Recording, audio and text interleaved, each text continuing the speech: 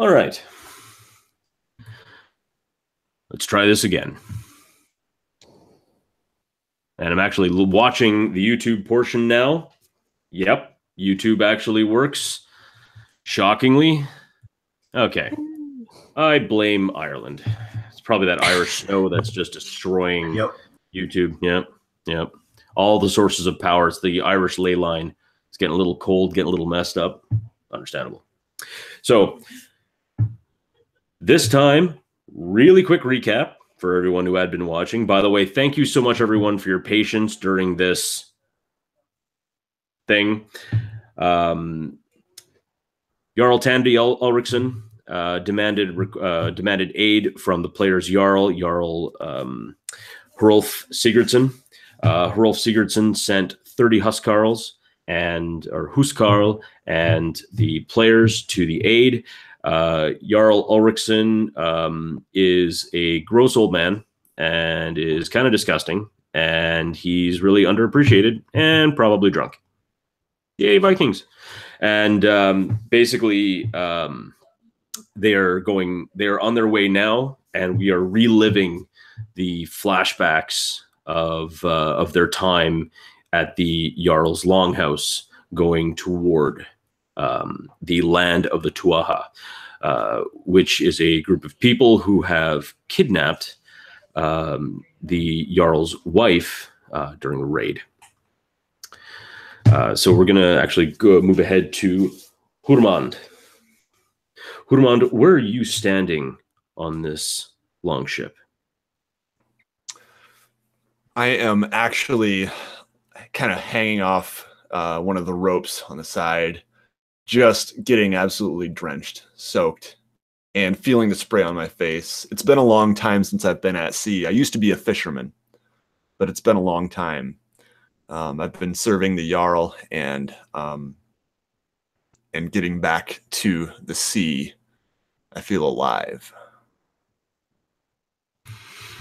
And as the spray, one wave kind of crests and hits the side of the ship, you feel this spray, and suddenly you're brought back to a spray of ale and mead as you throw a horn back up, screaming and laughing with some of the other Huskarls of Sigurdsson around you, and even intermixed with some of the warriors of Jarl Ulrichsen, and all of them shouting and cheering.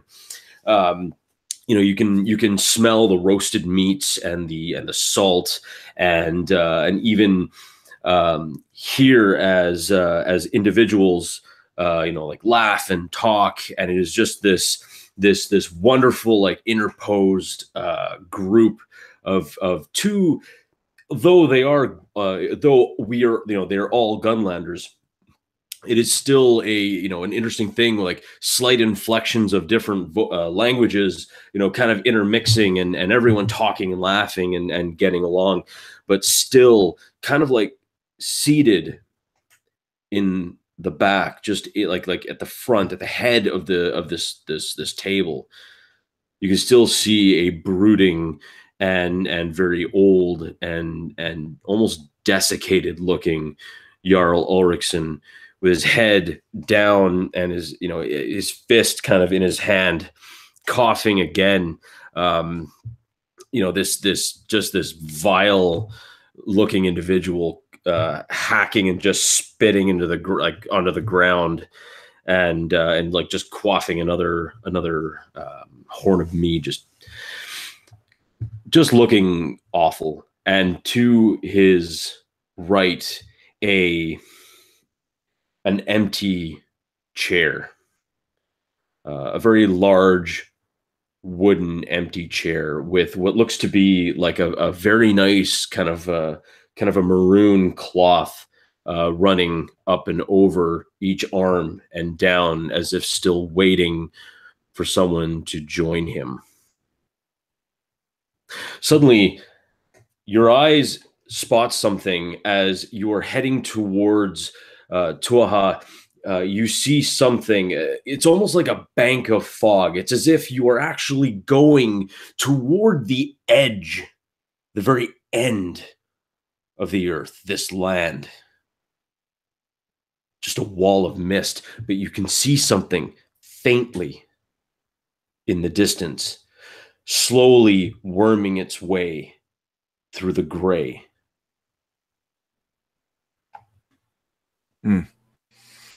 I kind of shake my head like, have I...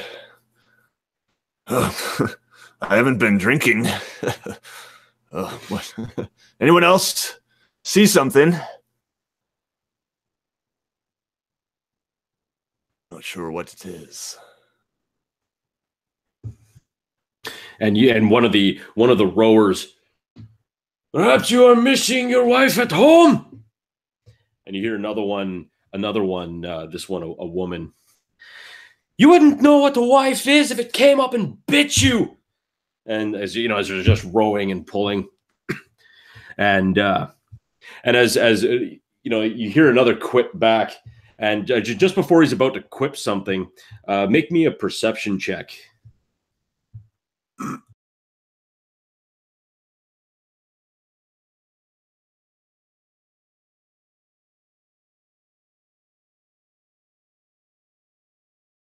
It's a 1.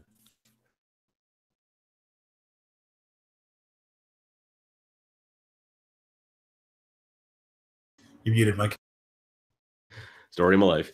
You see a huge fanged head beginning to slowly move out of the mist.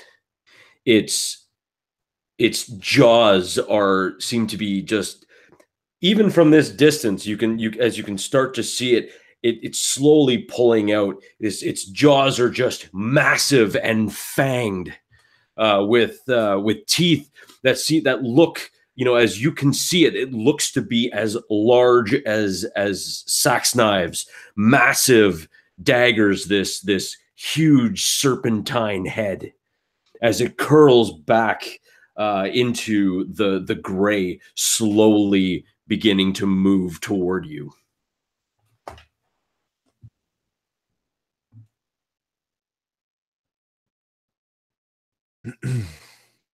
Look out!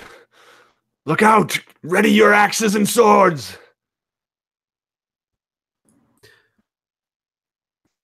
I thought I would call out, "What? Alarm!" And he'd like pull the axe from his sling.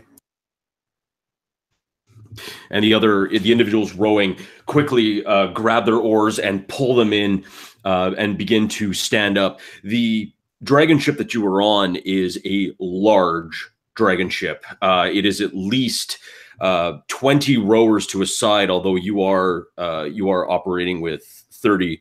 They're still able to row, and all the Huskarls, like, they begin to grab shields and grab their swords and axes and begin, what is going on? What is going on? And and so you see some of them begin to clap their axes against their shield.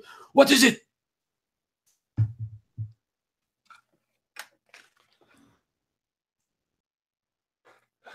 Some kind of giant beast. I don't quite trust my eyes. As the head, the whole body now is beginning to move out. Otali, you are standing up top near the mast, right? Yep. Okay, make me a perception check as well.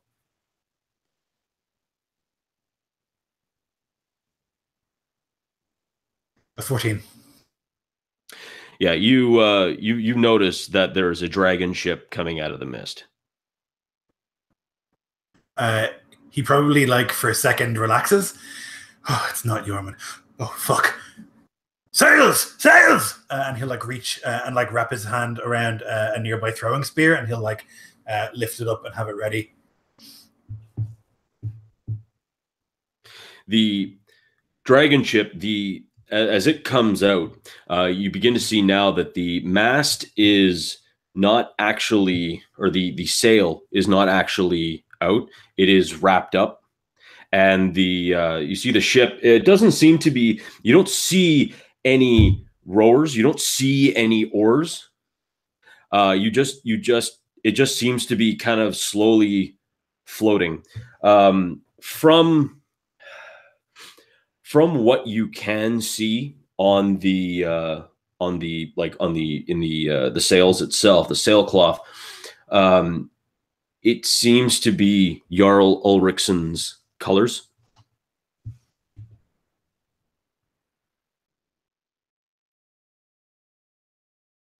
Jarl Ulrichson's colors. I think Othala is still nervous at this like unexpected sight, and so he'd like maybe like put the spear down, but he's going to continue to hold it and like watch, grab a rope with his other hand, and maybe like move to the front of a ship or like to the side so he can like lean over and get a better view.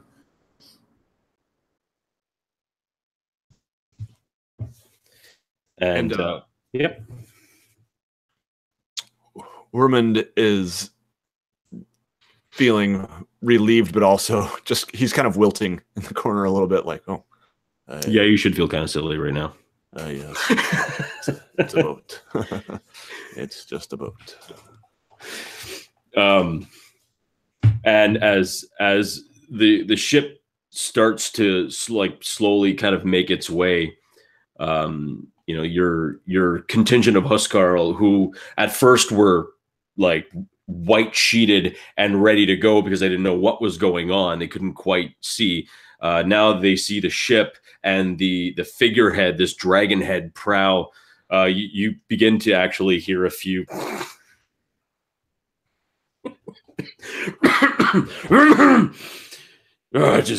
It is cold, and you know another one.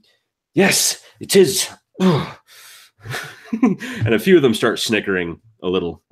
One of them even claps a hand on your back. You know, I think that one of us may have stolen a hogshead or two of mead in the back if you need a little pick-me-up, huh? No, you see, that's the problem. I've already had too much. Yes. And not true, by the way. She's like, funny, I thought it would like cut across at these like laughing Huskarls, and he'll say, funny that we all make fun now of Hermund.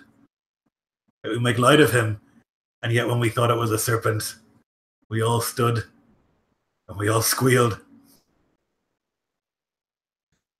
And it's like, you know, if you could picture record technology in that, you would definitely hear the of the record, and it kind of like it just like everyone just kind of shut up, like everyone shuts up, and a few of them even begin to sit back down at the rowing stations. We have come to the end of the world. This is as far as anyone has ever gone. We don't know what might be here. Maybe Jormungand is here. Maybe this is the border. Who knows? And a few of them begin kind of like making like just kind of religious kind of, you know, Odin, it's like basically like symbols, like, you know, like not like a cross, but unfortunately that's the one part of the research I didn't really look into. But you know, I imagine it's kind of like this, Mike. Yeah. So yeah, some of them begin to like kind of, you know, touch themselves and kind of like you know, lower themselves as quite a few, you know, as heavy in Gunland, you know, like the gods are respected quite highly.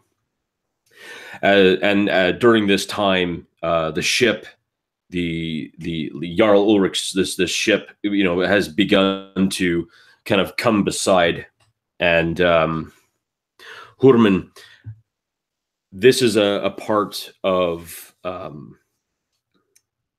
the kind of your kind of flashback into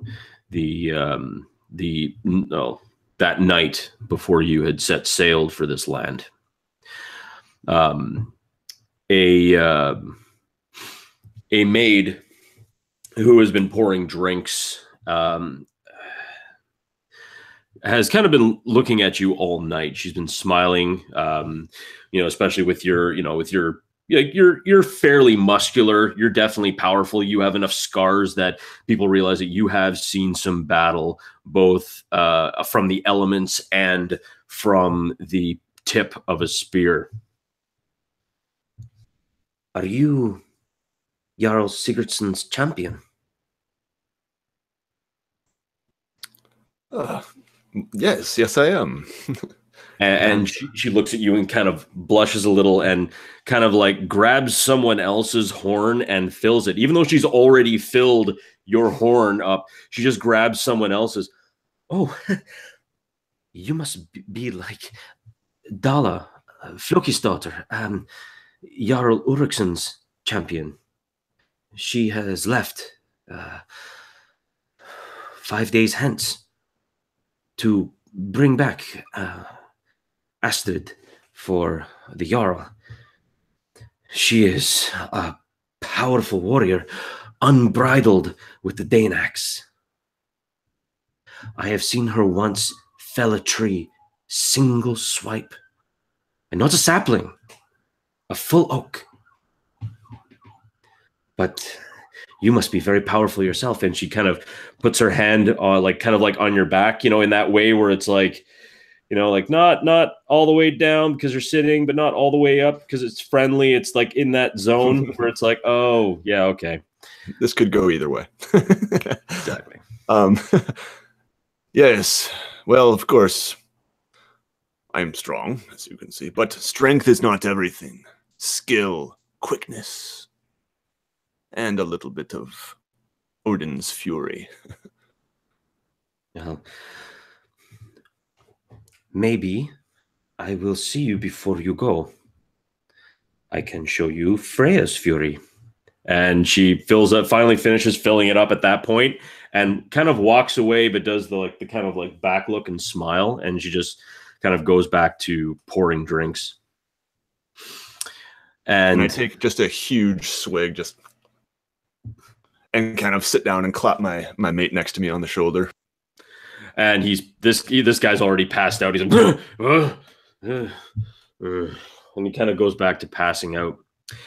And it's at this moment where, as you're laughing, you know, you're kind of looking at this sax knife that someone had like dug into the table, just as now you see a massive Dane axe buried into the prow of this vessel with nothing else in the ship.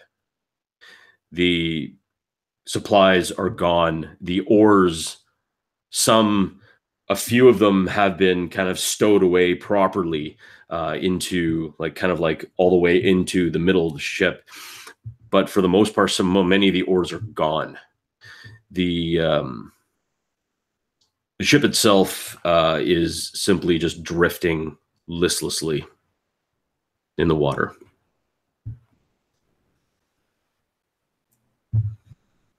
Well, it's not a sea monster, but it certainly isn't good. No, an ill omen. Are we at the coast, Mike, or are we still out in the ocean? You're getting in, like you're starting to move into the mist. The ship is actually starting to like just kind of go by you. You're still able to, if you desire, to jump on board. But as it stands, you're going into this heavy mist now. So you have no idea if you're really close or still like an hour away, or you don't know. Sure, yeah.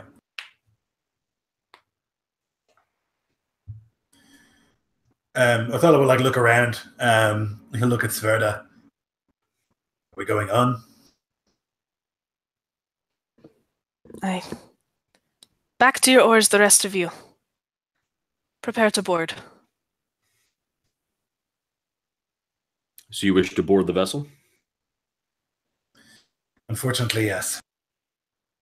That's fine. I'm just asking. Man, you guys are so paranoid. It's like you think I'm gonna kill you all. So, as you, a few of them, a few of the Huskarls kind of, grab their shield, grab their axe, and a lot of them stow them away. Like looking at the ship now, I mean, for those who don't know, most Viking longships, essentially, you can sit inside it. There's a few planks underneath, stowed below the waterline for certain goods, and that's essentially it. It was basically just you, outside in the elements, eating like pickled fish because it never seemed to go bad because nobody ate the stuff.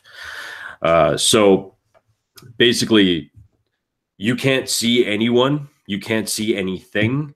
It's just a few oars and the Danax buried into the dragon head prow.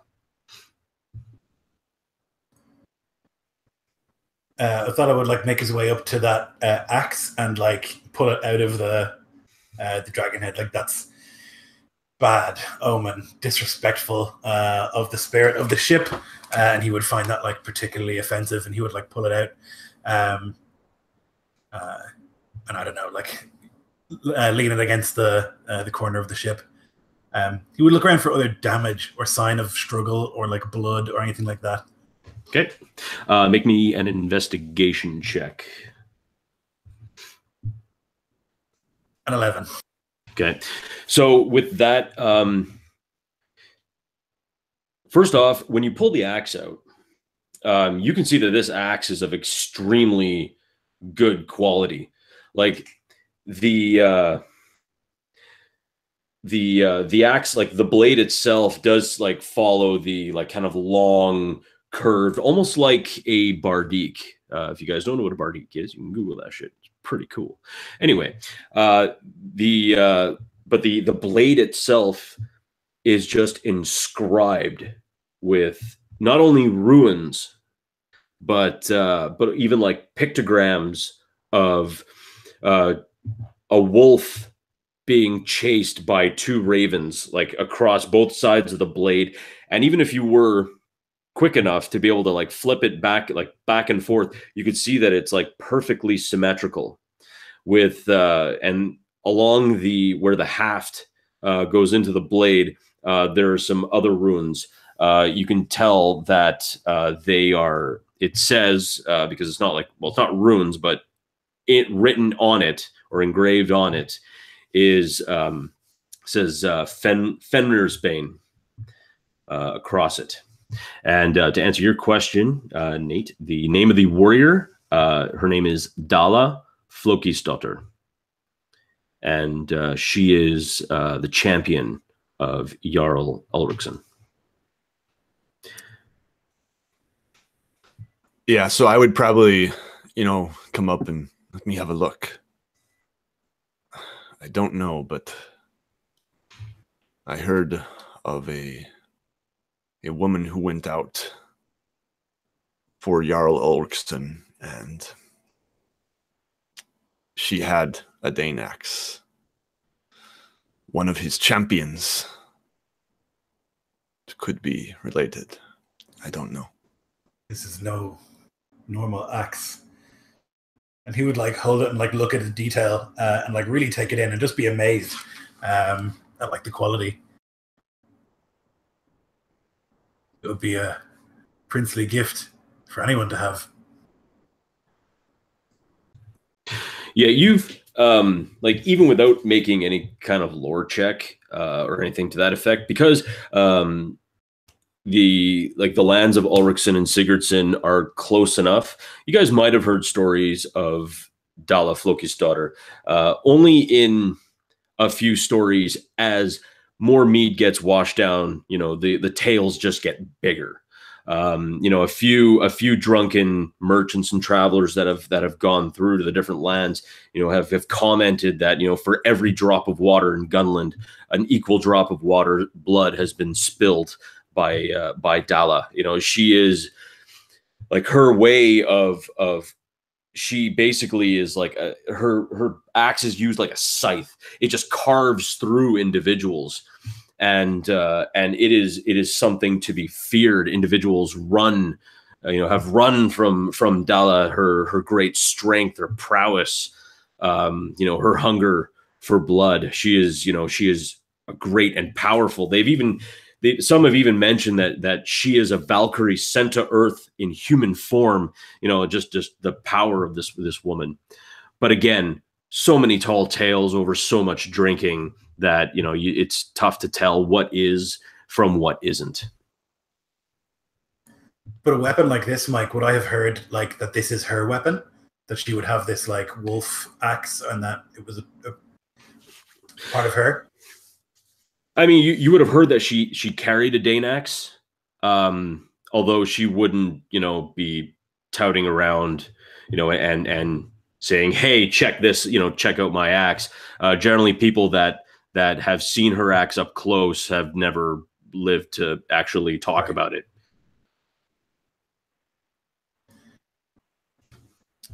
But you can put 2 and 2 together, even with an 11. Pretty sure you can put 2 and 2 together and think, yeah, that's probably hers. And as far as the rest of the ship is essentially vacant of everything: supplies, weapons, other than that Dane axe. But even with an 11, I think that's just enough. You do notice that on the sides, like kind of on the hand railing, you do notice a few blood stains here and there, but not very much.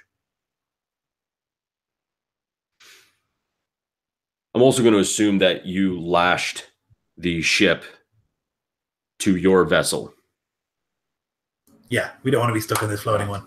Yeah, or else maybe some of the oarsmen are holding it or something. At this point, they're like, "Are you coming back?" Like, it's nothing like that. But yeah, and as the oarsmen now are even keeping on pulling, one has gotten off to kind of like stand at the prow of the ship, holding on, like looking forward. You hear back, "Land!"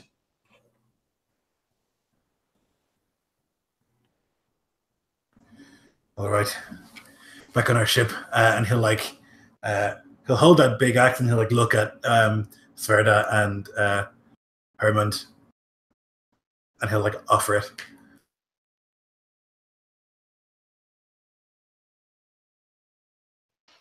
Sverda shakes her head. Nah. And Hermund takes it and considers it. Is it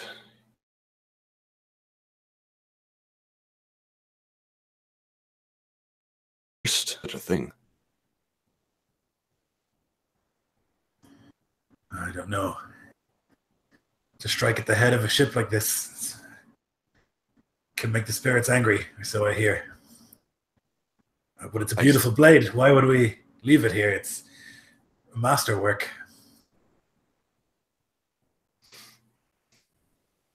If it is all right with you, I will take this weapon. Take it. And Hurman, you have a masterwork Dane axe, which will allow you +1 to both hit and +1 for damage. That is going to help rend your foes. As you make your way back onto the ship, it's almost as if the mist begins to kind of slowly crack open. The rocky beach, it's more of like a pebbly beach than sandy. You can see now that kind of the mist is breaking, and you can begin to kind of like see the grassland beside you. You see 2 other longships, 2 other dragon ships already on shore. You can barely make out what looks to, there's something just beyond it, but you can barely make it out. It just looks like a few black shapes here and there. To your right, you just see an immense stretch of forest. Anyone who's ever been in the Pacific Northwest, I think you guys got to get the idea of that. Just this huge, massive thing of coniferous trees, pines and firs just reaching up to the sky. This looks to be an old forest. This great and powerful old thing, and other than that, you can see just kind of a grassland with kind of like a grass that just has this almost light dusting of white. It's almost as if something's just trying to make it cold, but it's just not enough for it to totally frost over. And other than that, it's mostly mist.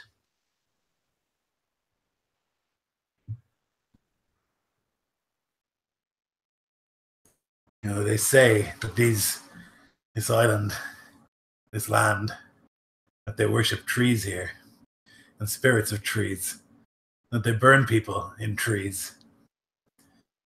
Well, that's what my grandfather always said.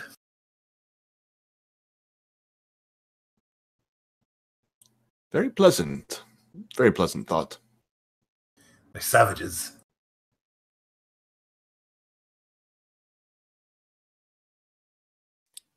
You're not afraid, are you? I've faced worse. But I think caution is healthy.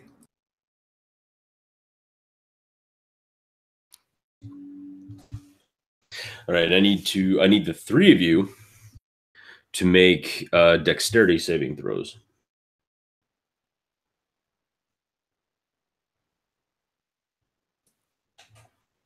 Can I see it coming? Is it something visible? It is not.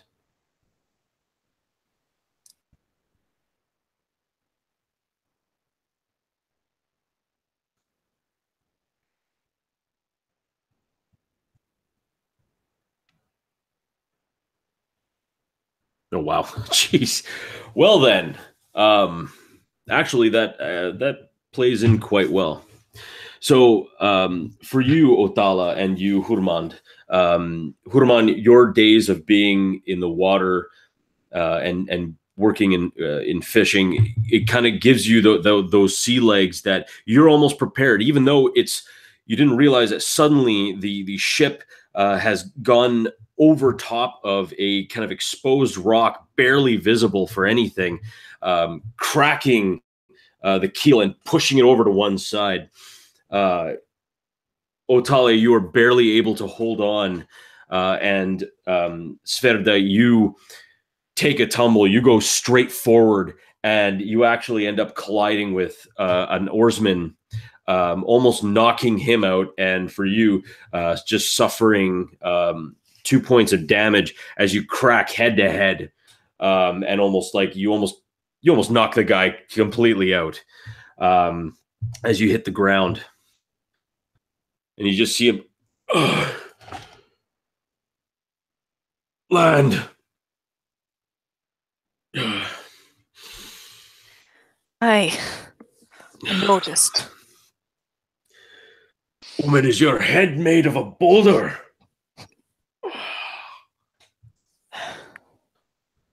I didn't think so. Needless to say, don't make me want to try that again. And you see now that you are essentially you're on land. Like there's like maybe 2 feet of water to like walk into, but for right now, your ship isn't going anywhere. What the fuck kind of crew is this? We can't see a fucking island? That's how we stop? Nobody says a damn thing. they're not saying nothing. I mean, actually, hang on a second. Rolling for sass. One of them says, well, it's difficult to keep an eye out when we're just rowing.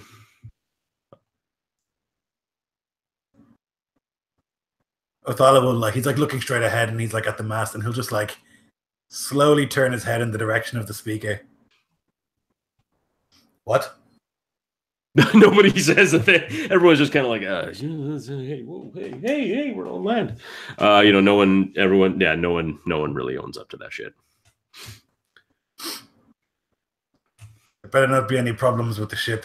We have to get home somehow. Everyone nods their head and they stand up. Actually, before standing up, the two at each oar kind of grab their oars, kind of pull it into the middle, so kind of locking everything into place. They grab their shields.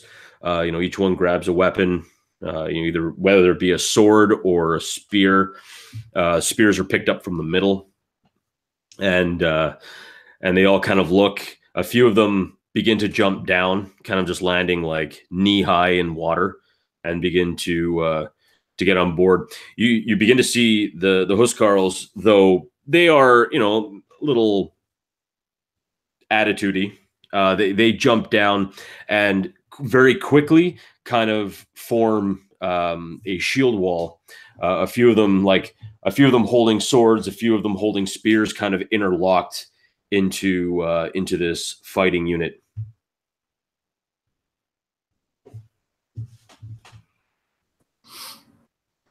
Othala will now that we are here, he'll reach into this little bag he keeps by his side, and he'll open this little drawstring bag, and there's some sort of black powder in there. Maybe it's soot or ash, something like that. And he'll very carefully take it out, and he will draw on his forehead the rune Othala, which is where his name comes from. It's a protective rune against magic and spirits and things like that. He'll just draw that on his forehead, and then he'll take more of the soot or the coal and draw lines from his eyes down, getting ready for any sort of battle he might face. And he'll close up the bag and put it back before grabbing his various weapons and jumping off.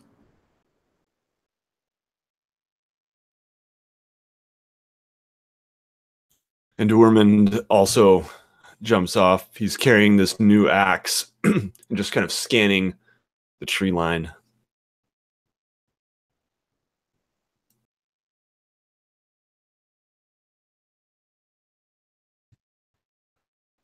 And what about you, Sverda? Sverda stays on the ship a moment longer, wondering if it will be seaworthy when they're done. And then she follows. Well, jumping down into the water, you have a look, and you can see now that the ship seems to be kind of just pitched just a little bit to port. And there's a rock that, unless you were looking down and scanning, you virtually would never have seen it. The ship has kind of been resting on there, and hopefully, maybe, if you're able to push it back out, it might be okay. Risk it for a biscuit. Not fucking good enough. Othala is furious when he sees that, and he points at the rock. He's like, "What are you, fucking blind? You can't see this? What if we're stuck here? What if we need to make it a quick escape?" Is it just the Huskarls and us, or do we have a crew of rowers as well? No, it's just the Huskarls were rowing. Okay. Yep. And basically, it was you three. And I think that's that's probably one of the reasons why they've been rowing for a week, eating really overly salted pork, as that's that lasts the longest, as well as a type of salted fish that is undescribably terrible, and possibly some form of hardtack, to kind of drown the taste of the fish. Are you yelling this, or are you saying this quietly? Yeah. Okay. So loudly. Yep. That's his job, to make sure everyone does what they're told. And this kind of slip is totally unacceptable. What if they're stuck here? And so he would look at these three Huskarls who are closest to him, get that fixed. And so they turn around, and it will take a few of us to pull it off the rock. Then do it. And be quick. And so they get quite a few more. It probably takes. This is a large vessel, especially one that is basically capable of carrying 30-something people plus supplies. So basically, all of them begin to go back, grab it, and try and push it off of the rock. He's gonna look at them like they're fools. You said there was trees right on the beach, basically, right? Yep. Yep. He would say, "Is this your first time on a boat? Get the rope." And he would basically make a line where they can wrap the rope around one of the trees and use that to pull instead of get the leverage of that instead of like trying to like lift a boat. And he's just like looking at them all like they're just so dumb, and he's like standing on the shore with his arms folded and just like watching like a hawk as they work. All right. Sveda wades through the water and comes up next to Athala and thinks about putting her hand on his shoulder, but simply leans in and goes, Athala, things here are quiet. It might be best if you were a bit quieter as well. I do not wish to announce our presence. I would think that the enormous crash would have done that. But you're right.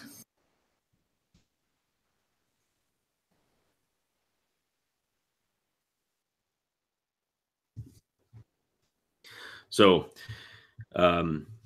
the Huskarls are, trying to, they're now from where you guys have landed to the next, to the first tree, because keep in mind, most coniferous trees don't go grow anywhere near salt water. So when I say it's relatively close, I mean it's still a good 500-600 feet to the tree line.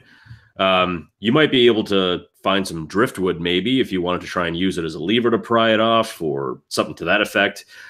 Keep in mind there are those two, basically to your left, or at least to your west. There are two other ships sitting there with some some stuff. And as you're on land now, you can see it seems to be some type of encampment, something large enough to hold probably about 50, 60 individuals. Okay, so he wouldn't give that command if the trees are so far away. He would see if there was a rock on the beach, something big and heavy, something that they could use for leverage. And while some of the crew work on that, he would look to the others and just jerk his direction in the head of the camp. We should go check that out.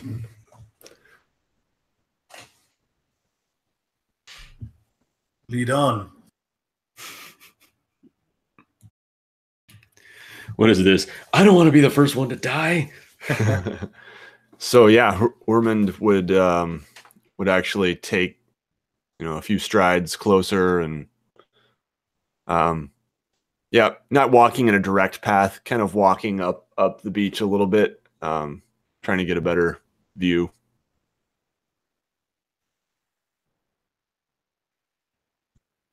So as you kind of look up, you begin to see now that it is definitely Jarl Ulrichsson's, the encampment of the troops, as he sent 3 dragon ships as large as yours, probably at least 90 to 100 of his own men, and men and women, I should say, to go and rescue his beloved.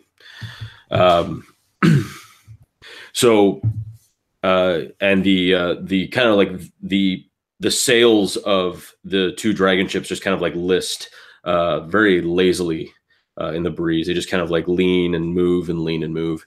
The water's kind of slowly kind of lapping into the kind of onto the pebbles and just kind of seemingly disappearing and melting back into the sea.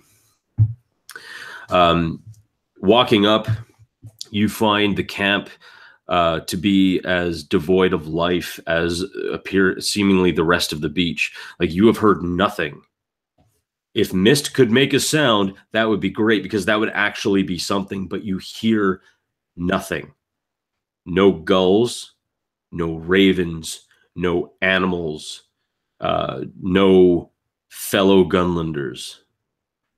The fire pit is a mixture of wet soot and ash and mud that has created this black ichor from dead and dying coals. Mist has pervaded all of the tents. It is just dripping with dew and other such wetness, and even maybe even a couple of drops of bird shit. Other than that, nothing. There are recent footprints. Sveta would like to see if she can tell how recently someone has been here. How long ago they might have left the camp. Sure. Make me make me a survival check.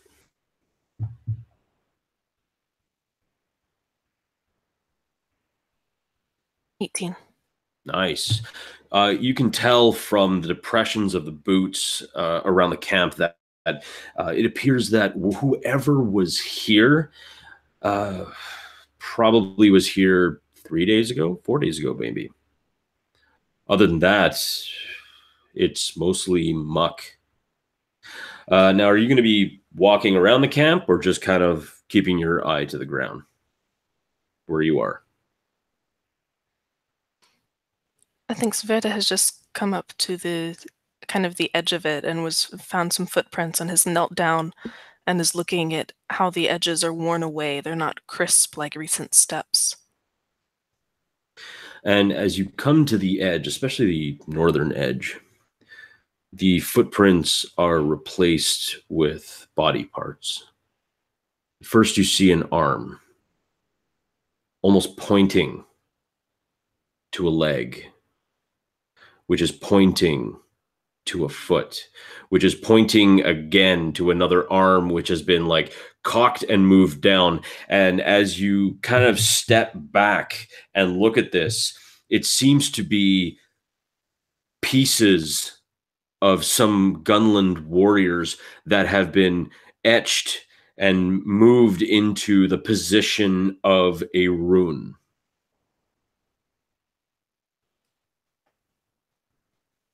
Sveta puts her hand over her mouth and calls out, Hermund. Lala. There seems to be some sort of pattern to them. This is sacrilege. It's not right. And if you want to know what the rune is, you guys would have to make a, I believe it's a, and I'm gonna butcher this, so I apologize, Lloyd, in advance. I believe it's a Seath. Thank you. Thank you. You'd have to make a Seath-wise check.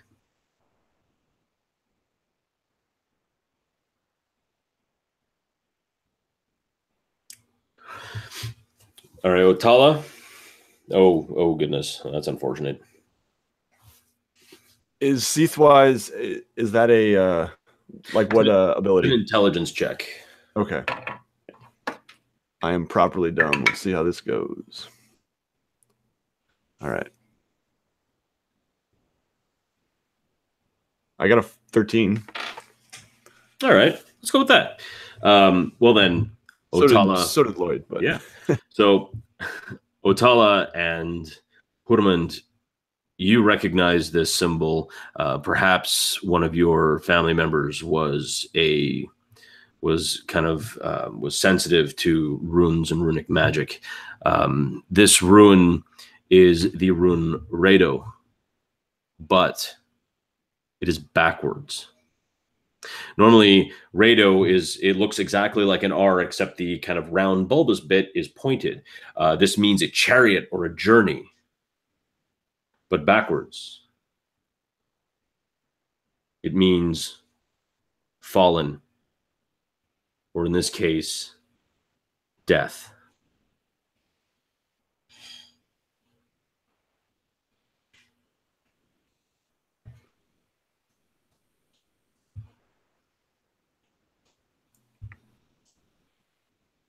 What would do such a thing? Does it mean? If I threw the bones and I saw this, I would be worried. Woe, great woe. This is...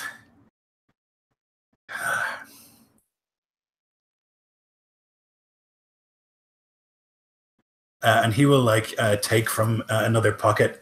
He'll like fish in there, and there's like a rattle, and he'll take 3 of these little bones. He'll like find a flat surface and just like drop them on there.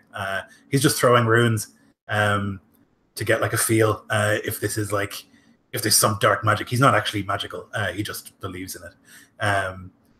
He'll just throw those bones and see what the feeling he gets from those runes is.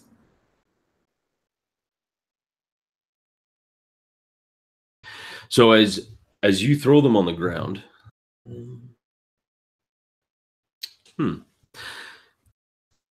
the flat surface would be just a hard packed section of the ground, kind of near the runes. And I assume these are like probably like rounded edges and I guess they're probably finger bones that have like a single rune carved on them. So as you grab it and and keep in mind, hard packed. This is like hard packed earth. And as you kind of hold it and as you drop it, you see the finger bones don't even drop. They dig somehow into the ground. You have nothing. You see nothing.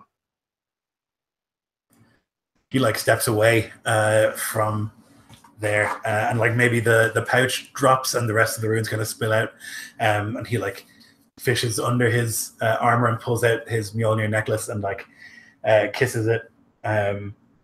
You can see that he's visibly afraid.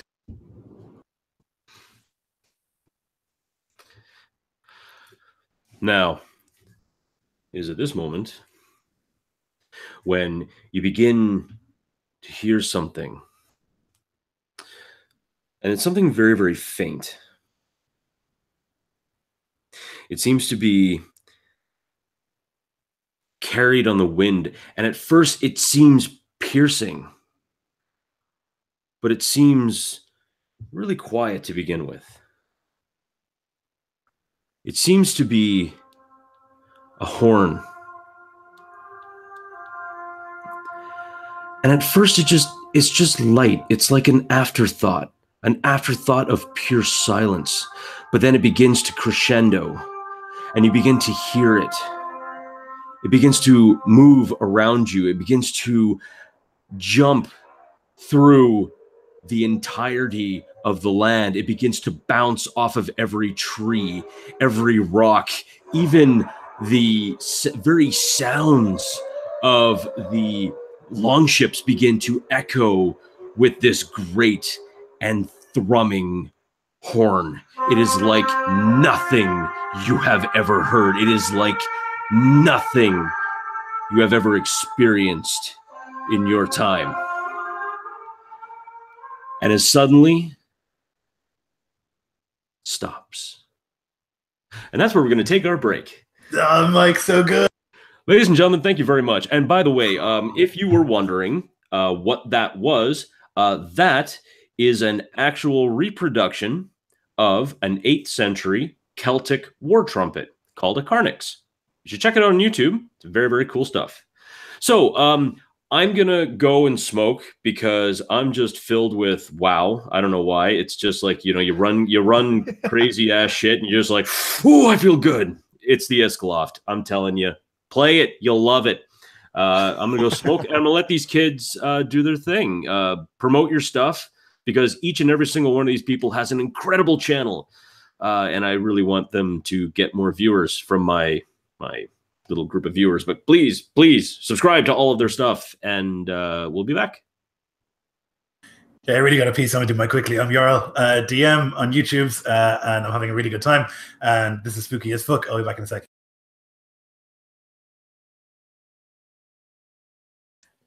I'm Taylor. I have a very teeny tiny channel that's Mom's the Nerd.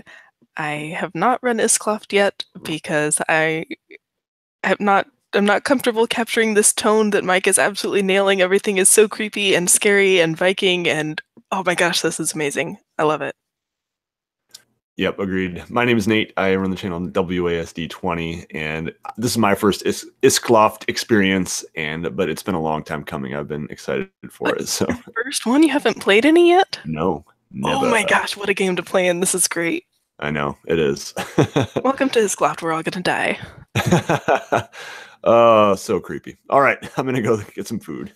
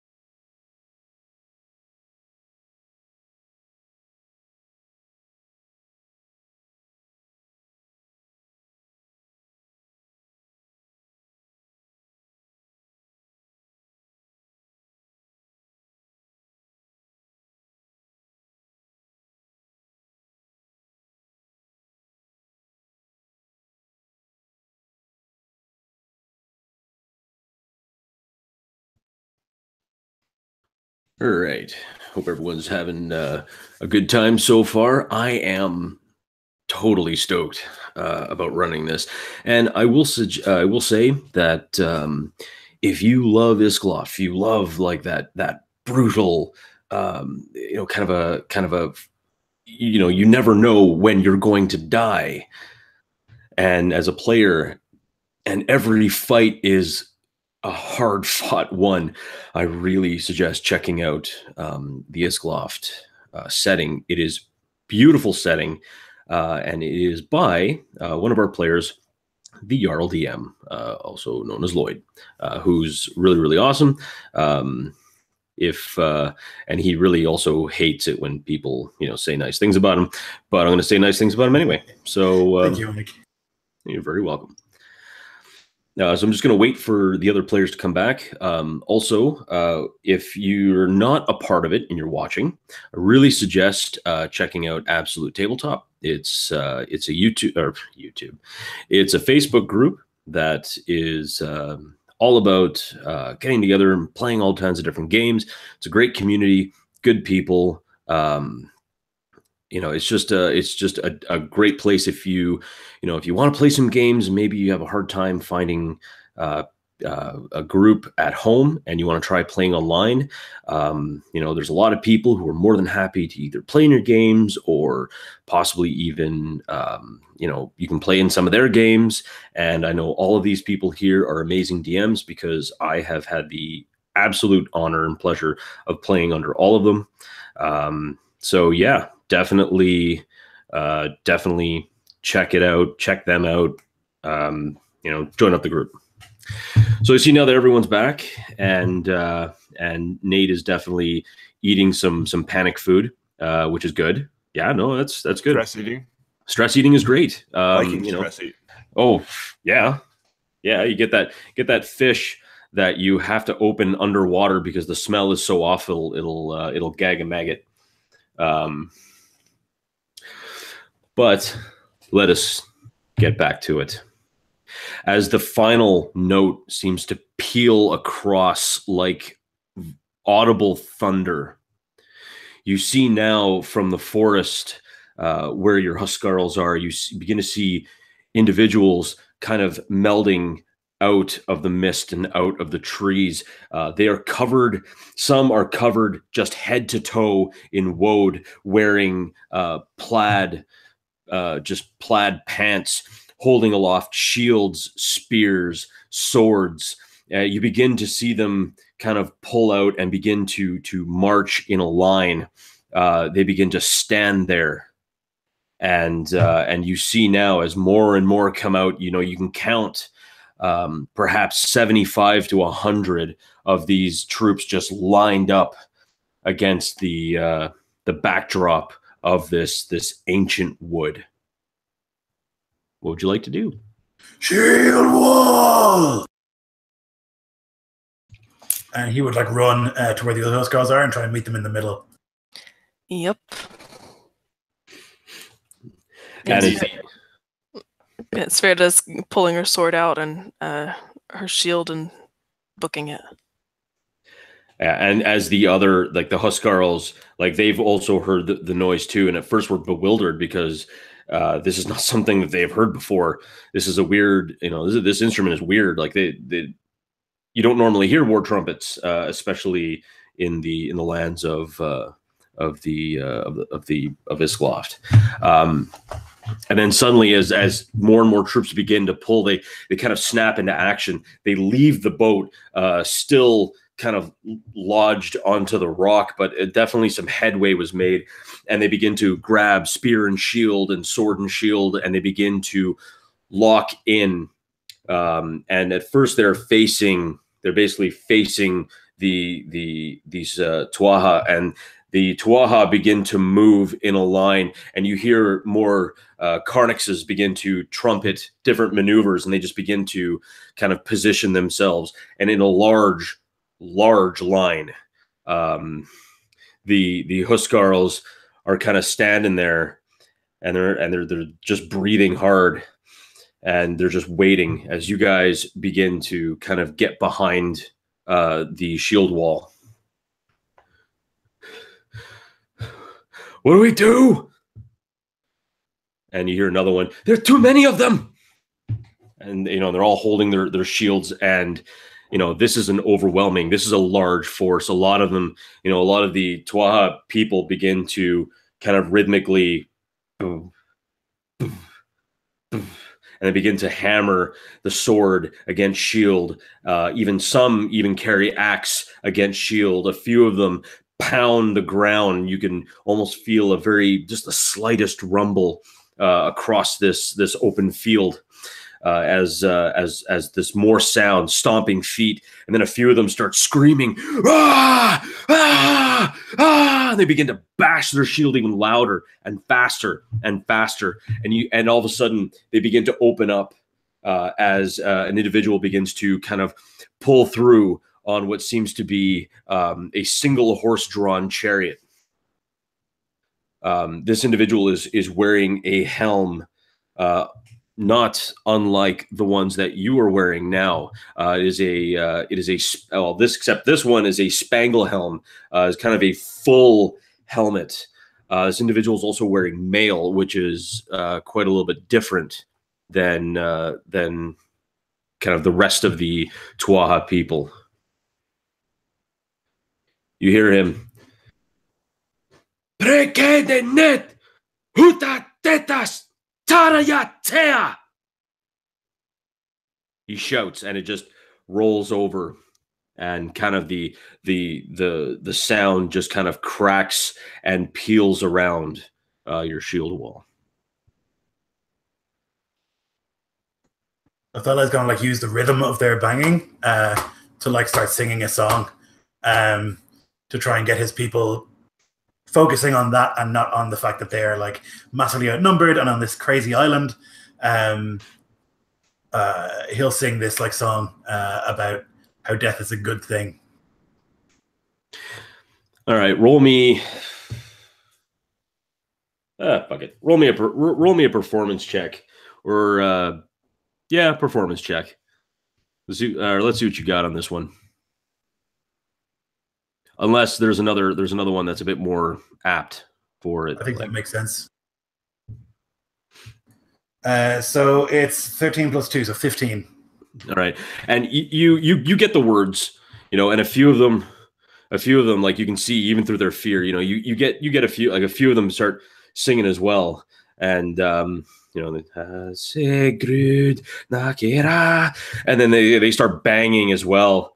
And they just start getting, a few of them start getting into it. Not all of them. A few of them are still their spears are visually shaking, and you can even hear this gentle rattle against the other shields as they're trying to hold it aloft. The Tuatha leader would be the best way to describe it. Pulls a sword, and you see him, it almost does a flourish. You could tell this individual knows a thing or two about the pointy end of a bladed weapon, and just points at you.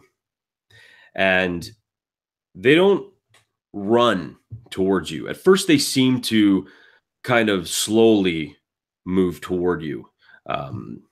Even the chariot is not moving at a clip pace or a full gallop. They're moving at kind of a very comfortable march. What are you guys doing?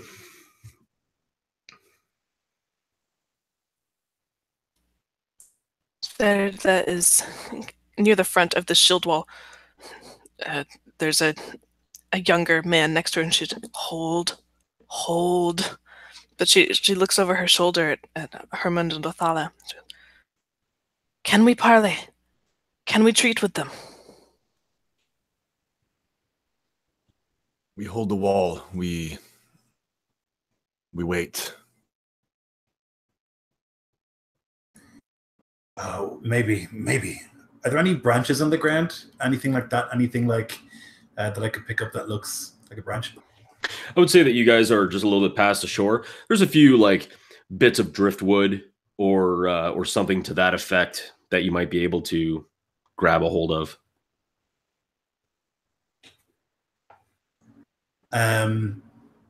He will. He'll pick up the leafiest bit of driftwood, if there is any, or like something that has a little bit of green on it, something that might look like a branch, and if not, just a stick. And he'll like raise it high and like wave it. A few dozen body parts over there tell me you might be wasting your time. If I am, then we'll go to the Allfather in glory. He's looking.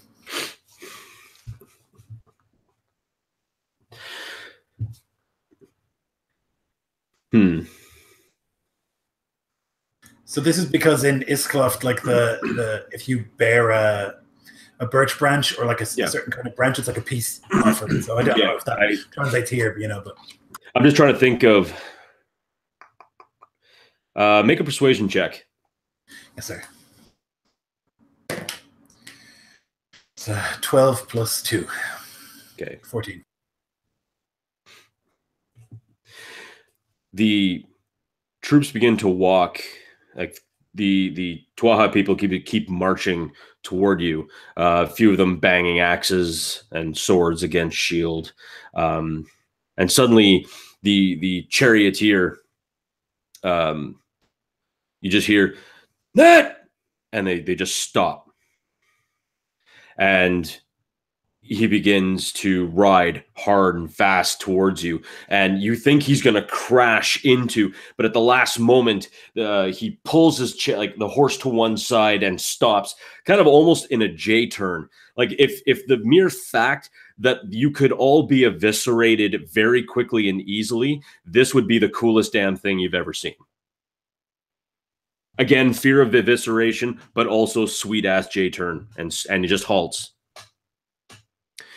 He looks at you and points his sword through the shield wall, like directly at you, like even through the tiniest crack. He can see you, points it to you, and flicks his sword like kind of like off to the shield wall and begins to ride around.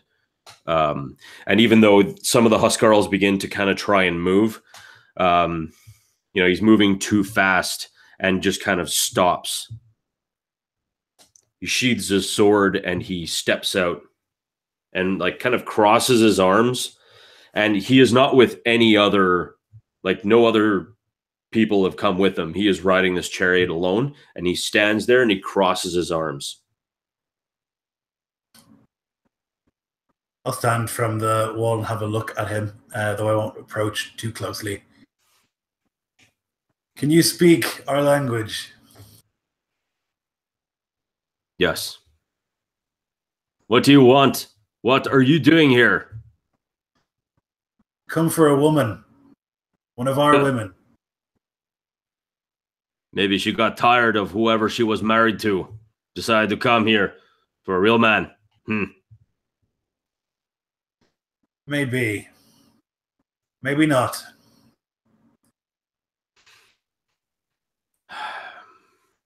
We don't want to have to kill you all.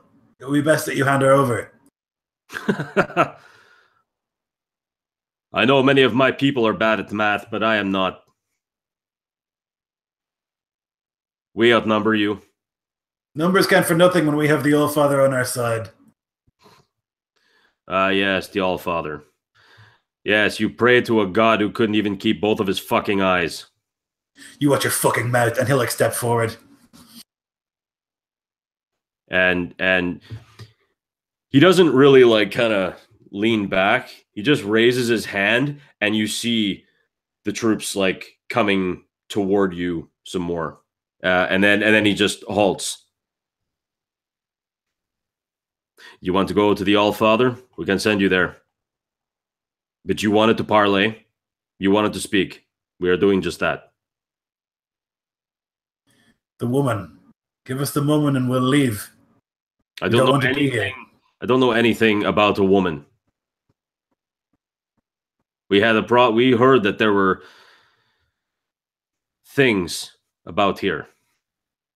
So we sent 100 of our finest troops to find out what is going on. Now I see 2 longships here from Gunnland, I think it is called. And now a 3rd. You did not perpetrate this savagery? What? This? The body parts. What body parts? And he'll like jut his chin in that direction. Can I insight check this guy while Yes. he's talking? Yeah, definitely. To Tuatha?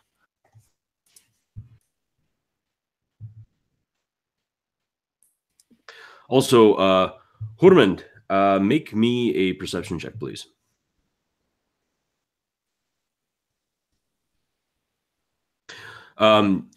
With that insight check, he seems to be completely honest. Like, he's a little, like, his main concern is that 3 longships worth of Iskloft soldiers are here somewhere, and he doesn't know. And why are there armed individuals coming into his land, especially when Tuatha is very ripe for raiding? So in his mind, like from the way he stands and the way he's acting, he seems like he's getting ready to repel invaders, basically. Yeah, you don't see shit. Suddenly, though, you do hear. Just check. Yeah, you do hear one of the Huskarls kind of nudges another, which nudges another, which nudges another, and a few of them start kind of like giving the old like, hey, and Hurmund, you see individuals slowly coming toward both you and the Tuatha, and there has to be 75 to 80, and they all seem to be dressed like you. Well, not like you in particular, but like all of you. They seem to be dressed with mail or boiled leather or some type of armor that is consistent with Isklofters. Lofters? Landers? You know what I mean. And I would say almost at this point, Otala, even you can see, because the Tuatha leader is staring at you. He's not seeing behind him where this other group is. It starts kind of as a bit of a black line, but eventually you see like a group, and it's just slowly starting to move.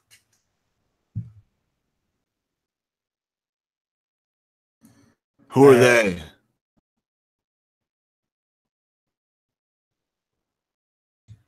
Sorry, you both spoke at once. What was that? What was that? I was just asking, who are they? Of this guy, this leader. He turns back, and he like snaps back quickly. So this was a trap, and he jumps back into his chariot. We will see what happens, and he snaps his reins back and begins to turn around and go back to his people. You can see now that these individuals are definitely Gunnlanders. Just a large group of them, and they're slowly walking towards both groups of you, kind of like on a flank. So you've got like, you're here. Hang on. You're here. Here's the Tuatha, and then all of a sudden, here comes this group that's kind of walking this way. And they definitely look like Gunland warriors.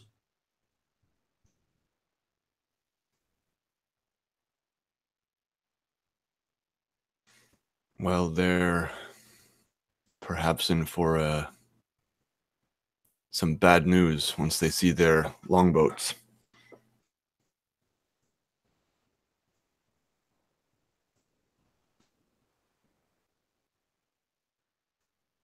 I thought I would call out in like in Iskloft language. Hail!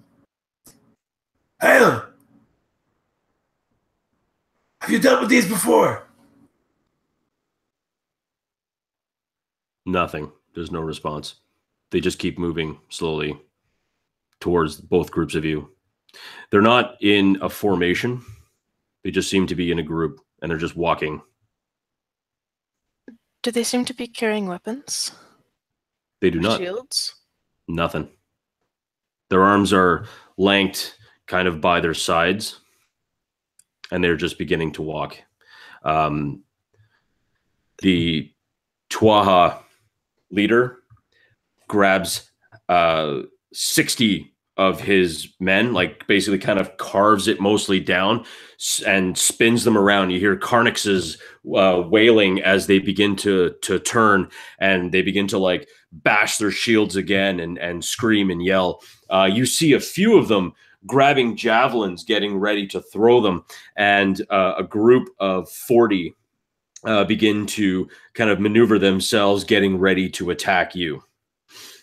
Suddenly, one of the younger, I guess, more brash Tuatha members holding a javelin, smiles and nudges his buddy and throws one of the javelins straight at one of the Gunnlanders, and you see this, this. It almost looks like a pilum. It's very thin, pointed end with a kind of like a heavier stick to kind of offset the balance. It is perfectly balanced, and the throw is true, and it just arcs, sails, and you can almost hear a few of your own Huskarls kind of, and jams right through the chest of one of the Gunnlanders, who keeps walking as the other Gunnlanders keep walking. The Tuatha that are facing you look to their leader. Leader raises his sword, and just begins to ride towards this large group that is now going towards you. And suddenly these screaming Tuatha individuals begin to just run, yelling, chests out, men and women running bare-chested towards you, carrying shields, smashing them, yelling, screaming. And now we're going to roll some initiative. Also, if one of you guys could also roll for the Huskarls, your Huskarls.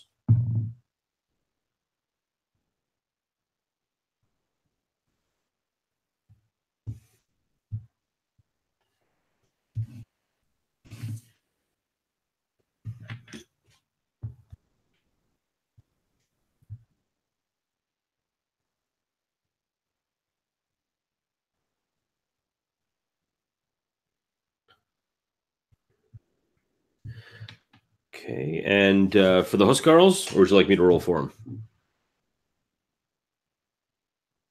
I rolled a 19. You rolled a 19? Nice. All right. Then. All right, the Tuatha, unfortunately, kind of beat you guys just a little, even with that 22, I'm sorry to say.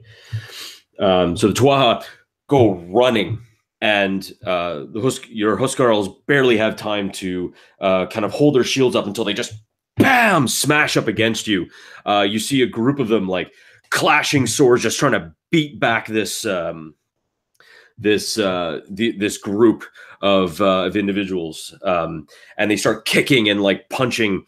One of them, you see, Hurmund is right up next to you, and has his sword, begins to like just to go to try and stab you, especially with that big Dane axe in your hand. Sees you as an immediate threat. That'll be a 21 to hit. That hits. All right. And that'll be 8 points as he comes in and slashes low, as you kind of got your Dane axe raised to cleave him in half.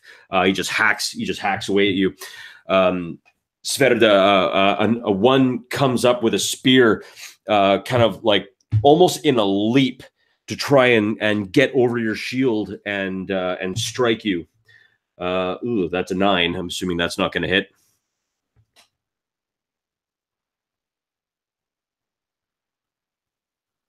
Right? Nope. Okay. So it just comes straight down and just kind of hits against the boss of your shield, and you just managed to deflect it off. Otala, have you joined the shield wall?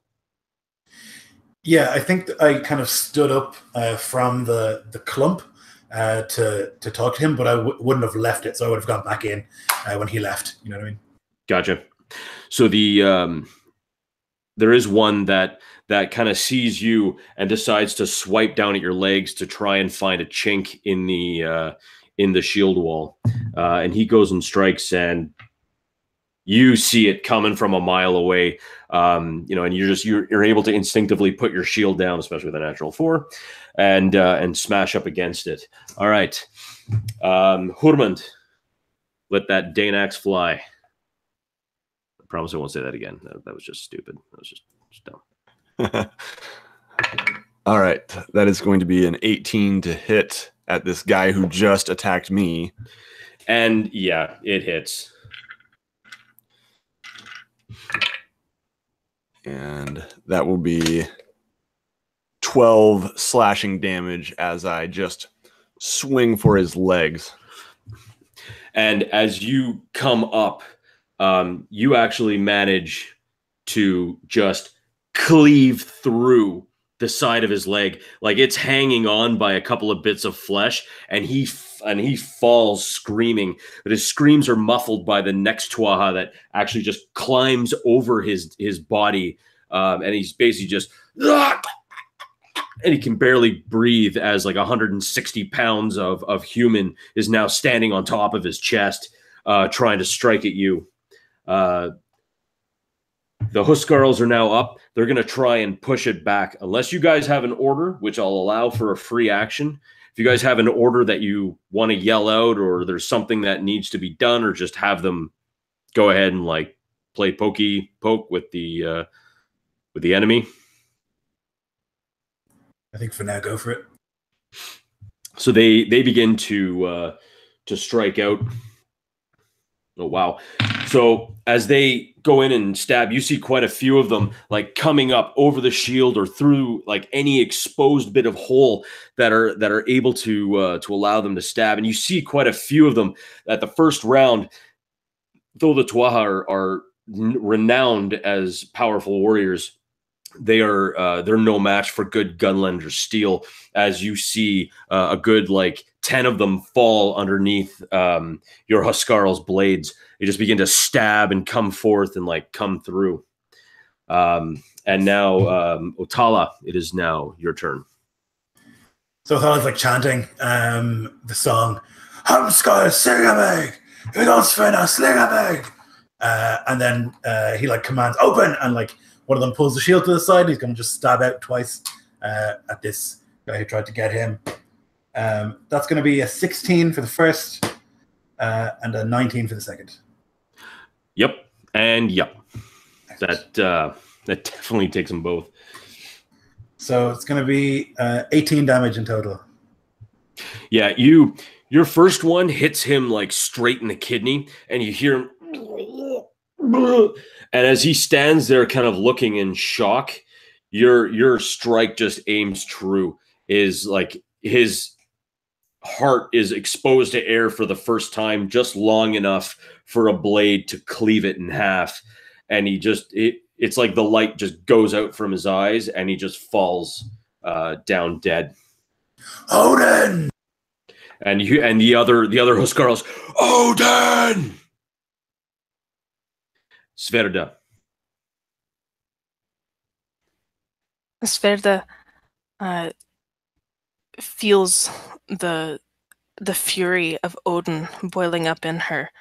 She can smell the blood now in the air. Will a 12 hit?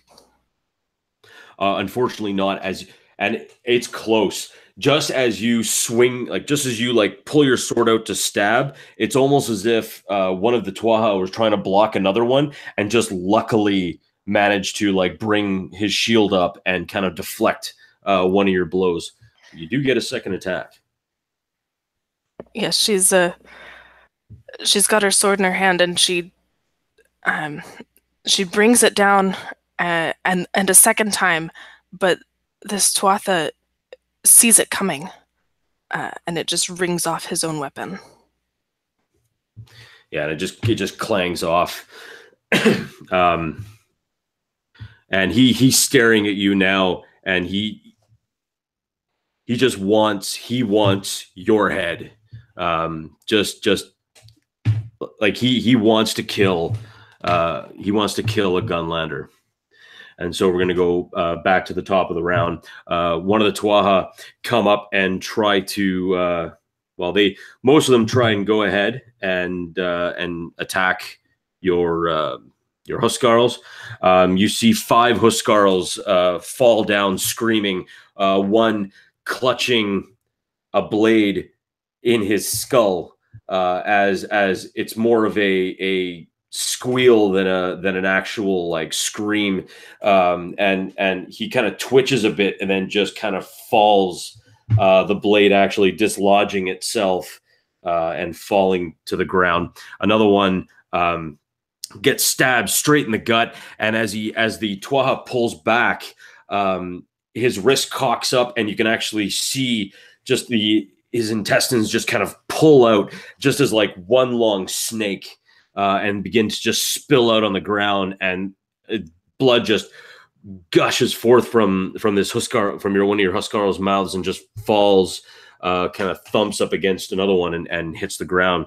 One of the Tuatha are going to attack you again, Hurman, the one that took the place of the one that you just like cut the leg off of, and wildly swinging, totally misses you. One's going to be attacking you, Sverda. Not only does he miss, but he swings out so wildly that he actually hits the Tuatha beside him, and carves into his shoulder a bit. And one is going to attack you, Otala. That will be a 19 to hit. That hits. Okay. And that is, so that'll be 9 piercing damage. This one with a spear this time, as a Huskarl calls for an open shield, and the Tuatha kind of takes advantage of that and pokes forward, getting you straight in the shoulder. And now we're at Hurmund.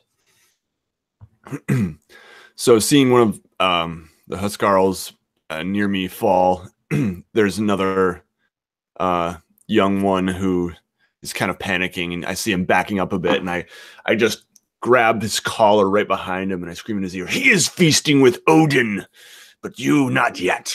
And I swing, and I go out and I swing my axe. This time I'm going to swing twice. Nice. Oh yeah, that's a 18 and a 21 to hit. Wouldn't have to be a nat 20, would it? No. Nah. And that'll be, I assume those both hit, and that'll be, They do. 9 plus 13 and 13. Okay, so let's just you kill the guy, but tell me what happens, because I would love to see, because you don't just kill him, like you really kill him. Yeah. So I imagine I kind of hamstring him first, just with a bit of a glancing blow, and he stumbles forward, and I just, so I swing my axe around and just drive it straight through his head. And I'm just like, and afterwards I'm just like looking at this axe like, I've never seen one like this. I love this thing. Now I have a Dane axe. Ho, ho, ho. So, you just see the top, like literally the top of his head just like peel back as the inertia carries him forward. And it looks like he's tipping his own skull, as it just like a big piece of skull mixed with brain just kind of falls off, falling to the ground as he stumbles forward and hits nothing, just hits the ground. And now the Huskarls will make their attack, and they'll try to drive forward. Are there any orders for anyone? Where is the leader? The leader's engaged with the other Gunlanders that just appear to be walking. And if you're having a look now, you can see now that these Gunlanders are just attacking with their fists. They're clawing. A few of them actually have like run up and leaped over the Tuatha's own version kind of a shield wall. And some of them are just like jumping and collapsing onto some of these. You hear screams, but not screams of being attacked with a blade. This is something different. It's primal, and it's equally disturbing.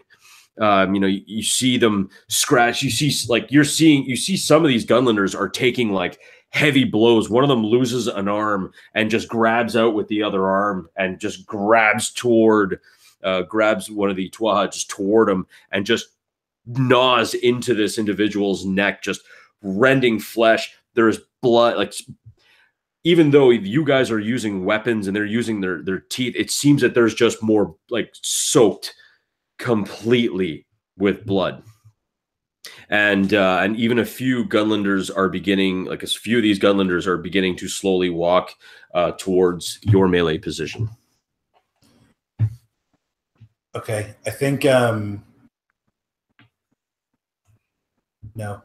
Maybe we should rotate the wall a bit, but then the Tuatha will be on us. So I think nothing, just attack. Okay. So the Huskarls begin to attack. A few of them with the spears kind of go over top, but they mostly hit shields. A few more striking out. Wow. Nice.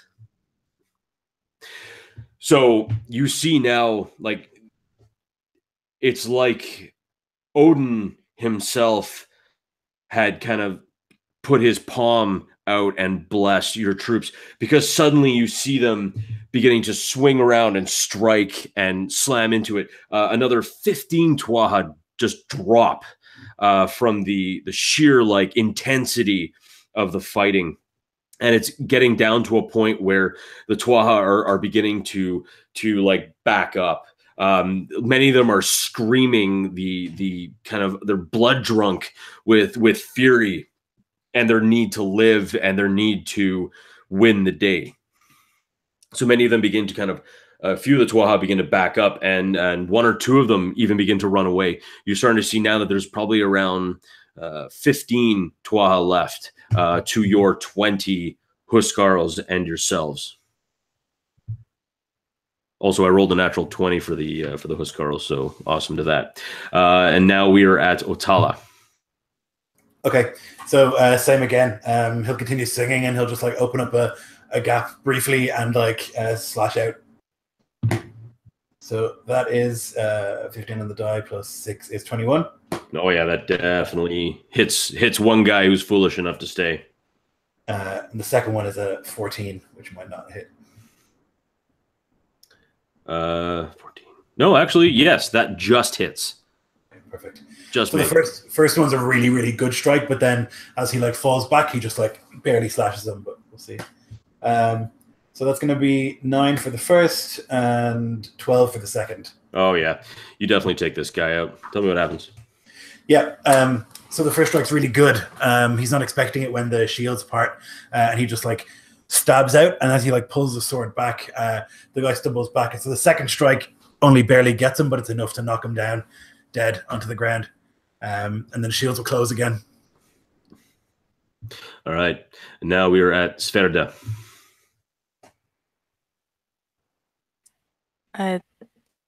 Will a 15 hit? Yes, it will.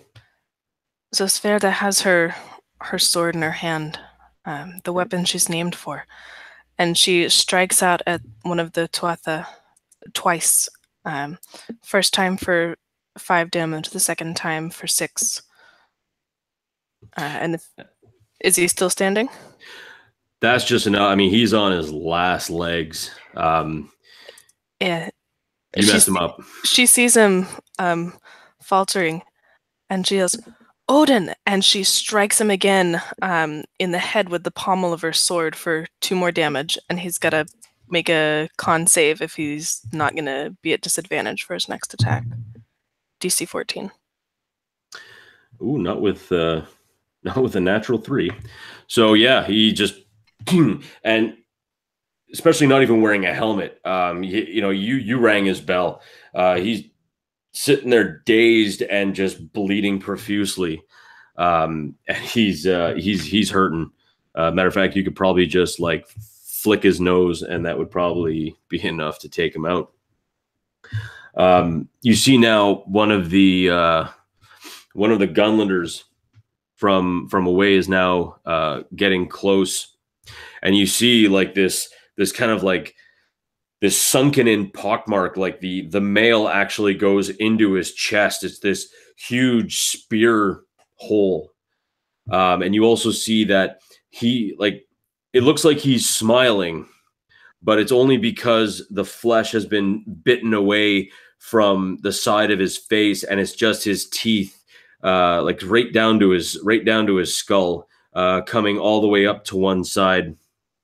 He looks at one of your Huskarls, who looks at him in absolute horror, and suddenly he is going to this creature's going to latch out and try to attack him. This thing, you see, latch onto the shield and pull it down as it grabs the guy by the nasal helm, snap to one side, and just bite into the exposed flesh on his neck. And you just see like just a big, and as he pulls away, you just see the flesh kind of still partially attached to his teeth, ripping as a gout of blood just begins to like pour down this individual's neck, and he's just coughing and spewing, and you see him begin to twitch. And his eyes begin to roll back into his head, and he begins to cough this black sputum. Like it's not even blood, it's just black crud, just like coming down his face, and he sinks to one knee and he falls face first on the ground. Meanwhile, you hear this scream that can only come from a horse being killed horribly and slowly, as the chariot is surrounded and like grasped by all of these we wouldn't even call them humans, we call them creatures. The horse whinnies for the last time as these creatures begin to crawl up on and just bite and rip into its flesh. It screams as it's just buried, and the scream thankfully is cut very, very short. The Huskarls that don't even notice what's going on are cheering as more and more of the Tuatha are starting to run, and now there are only 2 or 3 left, and many of them can see what their Gunlander brothers and sisters are doing, and they're cheering as the sheer thought of fighting with their bare hands as they are running towards the enemy, it just fills them with more pride. Not understanding what is happening over there. And then we come back to the top of the round. The Tuatha are starting to run, so it seems that right now you guys are out of combat for the most part, and we're just gonna leave it at you guys are good. So, what'd you like to do? I wouldn't say we're good. I mean, you're fine. You're fine. Othello still has like a battle rhythm, and he's still kind of like singing, and he's like standing there on the wall, and he's like ready for the rest of it. It's like blood is rushing, and he doesn't know what to do. He wants to go and fight the rest of these and win, but he also thinks something is like really wrong here. So he's like gripping onto his shield, and he'll like turn over his shoulder to look at Sverda and at Hermund.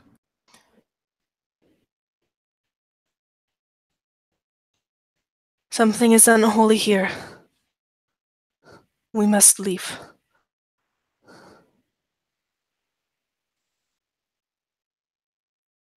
How? Back on the boat? Aye.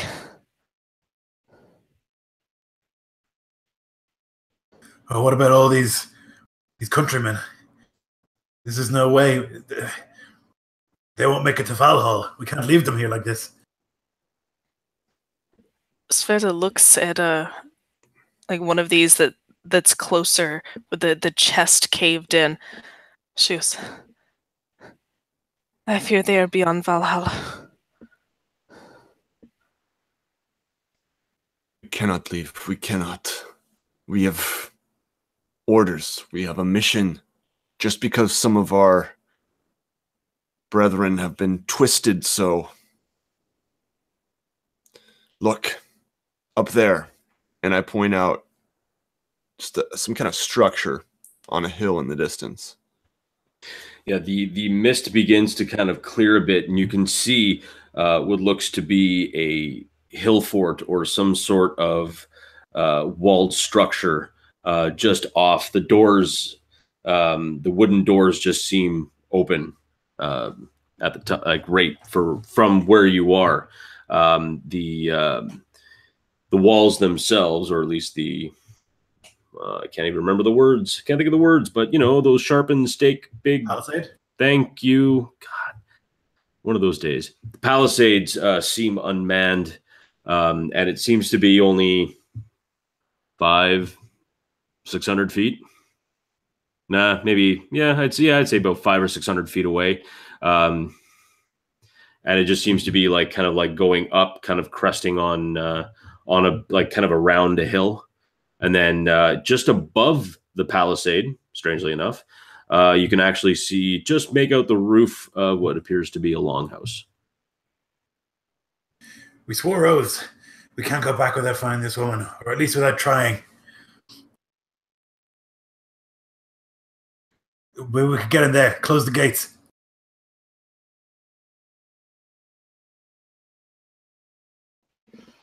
And Hermond is just very disturbed still, and says, do you think they're in Valhalla?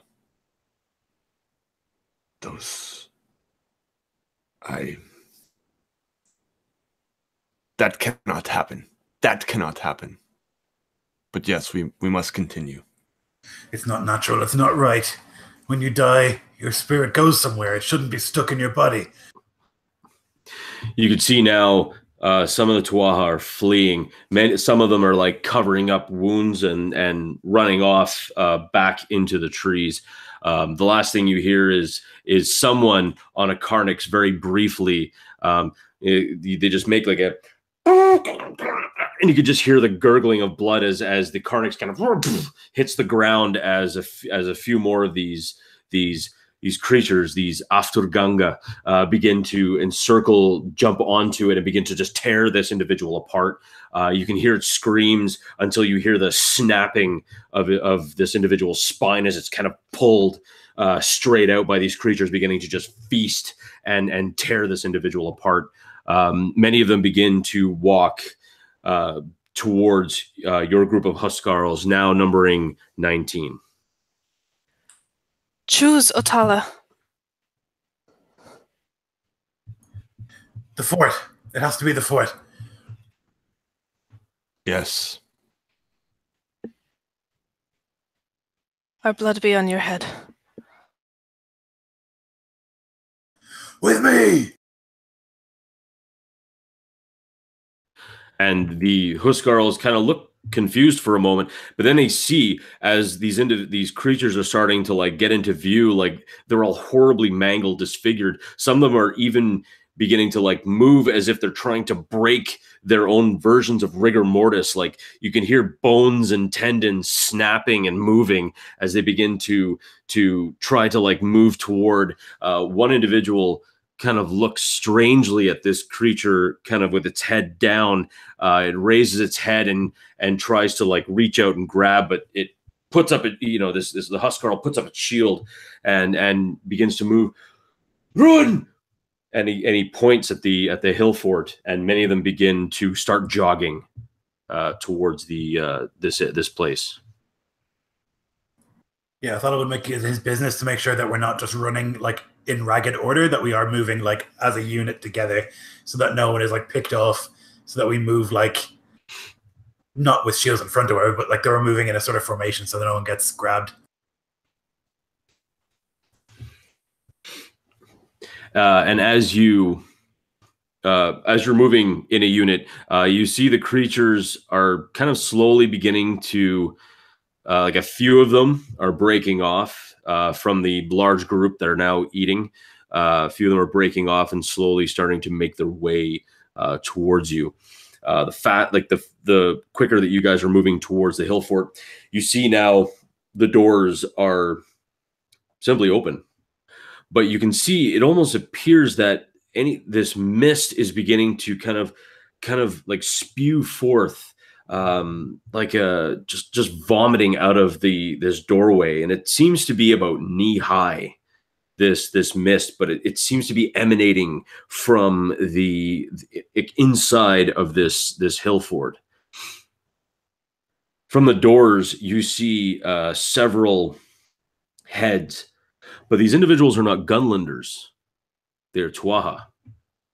Tuatha heads, and they seem to be almost spiked to the doors and to just above the archway of the palisades. Men, women, even a couple of children's heads pasted to the sides of this hill fort. You said they're Tuatha? Tuatha, yeah. So the same individuals you just kicked the crap out of. You guys are great. Still gonna die though. Just saying. So I think Othala's running and he like sees the heads and he's like, I mean, better spiked heads than whatever those like dead walking things are, like whatever those are, that's worse. So he would like continue running for the doors. And what about the other two of you? The Huskarls are following, like they're following in a line, and they're beginning to actually kind of close ranks, because going through the doors, they couldn't go into like a kind of a large block. They couldn't make it through the doors because it's just too narrow. But they are breaking down into three ranks, and beginning to move in. What about the two of you? Would you guys be in front, behind? Sverda's probably up near the front, looking to see what they're running into. What's inside these doors, these gates? You see, well, from what you can see, you actually see what looks to be a holdfast. What was once thought to be a hill fort, it was actually a walled holdfast. So you see a few homes, but these homes seem to be broken in some fashion. Some areas even seem to have lit on fire. As you walk, as soon as you make it past the doorway, you can look now, like where there was once a smith's forge, it is now broken, burnt down to the ground. Only the chimney of the forge still standing, as it is made of stone. The anvil barely peeking out of fallen down over timbers and ash. The mist, though, is not smoke. It is not smoke from this fire. It is a cold, damp. As soon as your knees hit it, as it only comes up to your knees, you feel uncomfortable. Now, and don't get you wrong, Isklanders are used to cold. You're used to hardy weather. You're a hardy people. But this seems to be pulling the warmth from you. You can feel whatever heat you have in you is now running down through your stomach, down your thighs, and just into the ground. And you just feel uncomfortable. You feel cold.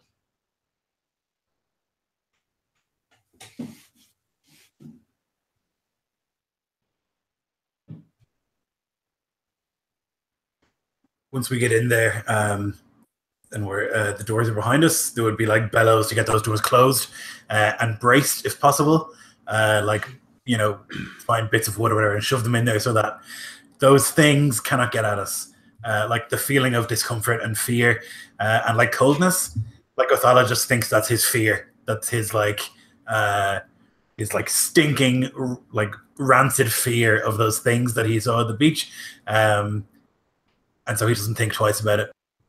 Yeah, and as you see, the doors are like slowly being closed. They're quite heavy. I mean, it's like you know, I think there's almost 10 people to each side trying to shove these things closed. They're having trouble because these doors either have been like knocked off and or they've been battered or something, and they start yelling, "We need the help to close these doors!" And they're trying to push with all their might, and it's slowly starting, and you can see the line of fetid, desiccated corpses slowly moving towards you, their heads kind of down, their eyes vacant and as dead as they are. Well, if for those that had two arms, you know, by their sides and just moving towards the holdfast doors. Sverda sheaths her sword and is gonna push on one of these doors. All right. And what about the two of you? Yeah, I imagine Hermund would walk up and maybe even kind of use this Dane axe to kind of push up at a part higher above where some of the Huskarls are pushing.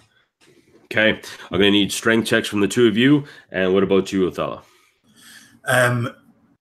Those Huskarls who like cannot push because there's too many people on the door, he'd get them and he would say, "Spears, now!" And he'd get like a volley of spear throws towards these approaching dead. Okay. So I'll tell you what, if that's the case, roll me an attack for the Huskarls. And strength checks from Sverda and Hurmund.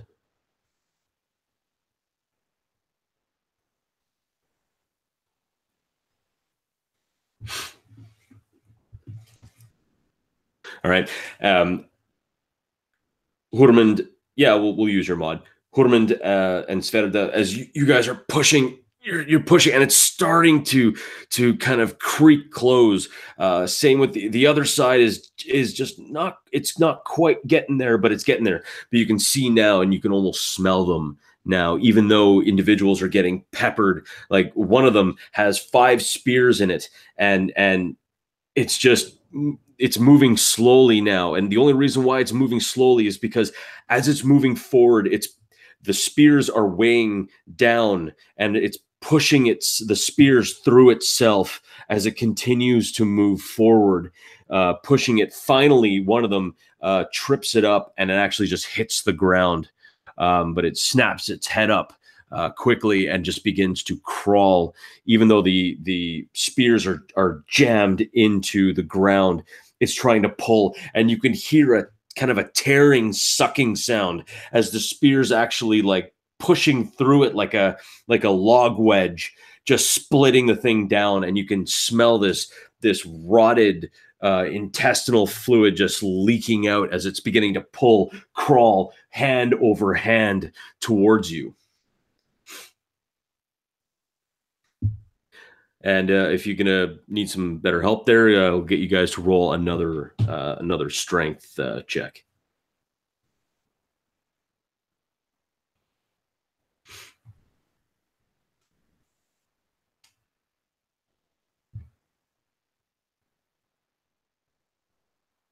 That's better. That's not so much. So, Sverda, you push with all your might, and with the Huskarl's help, you begin to push, and it begins to creak and slowly giving way. However, as you push with the Dane axe right above their heads, it slips on the misty wet wood, and you collide forward, knocking a few Huskarls. One of them falls straight over and like kind of into the path of the door. So he's trying to crawl himself out of the way. What about you, Othala? Are you just getting them to throw more spears? It doesn't work. He can see that it's not even helping. So he's just going to command everybody he can to like push. He would have thought that like Sverda and Herman would be well able for this. He's seen them do incredible things before, and he starts to panic. If they can't do it and they're chosen by the Allfather, then something is wrong. But nonetheless, he'll like rush up and try and push himself. All right, make me a strength check. 12. All right. With the Huskarls, though, that's enough. You guys, it's the doors start kind of catching up to each other and begin to close. We're going to make one more round of strength checks, and we'll see if that opens it up or not, or closes it up or not. You see now that one creature that's been like crawling is actually now stepped on and impaled completely to the ground by the other by the other Afturgangas that are just walking towards it slowly and moving towards it. And they're now like right at the door. You can even see the cold deadness in these creatures' eyes as they're beginning to move towards the holdfast. So let's see. So we got that's good.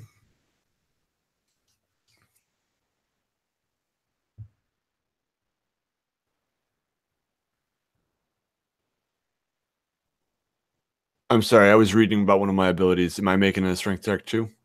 Strength. Yes. Yeah. Okay. Y'all are all right. Good, because I rolled well this time. Nice. So above a 1.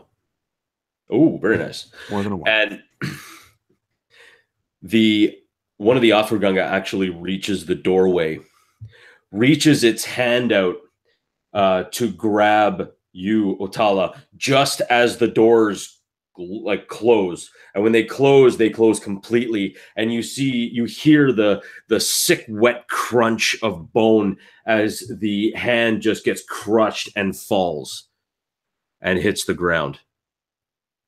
The doors are quickly braced over as there are two like kind of pieces of wood that are just kind of two like larger logs that just seem to lock onto itself, and you hear nothing for the first little while. In the stillness, because even though these creatures, whatever they are milling about outside, everything is still perfectly still, though the gentle shuffle through grass, a hissing but not quite sound of these things moving left and right, mulling about the doors. The sound of the longhouse doors opening behind you. You can hear the sound that, but then what follows is not a sound of any one individual, but in your head, just a loud, like an inhale. And for a moment, the mist pulls in to the longhouse, and then blows out again at knee-high level. You again feel that cold, hopeless feeling. It is dark in the longhouse, so you cannot see quite beyond this doorway.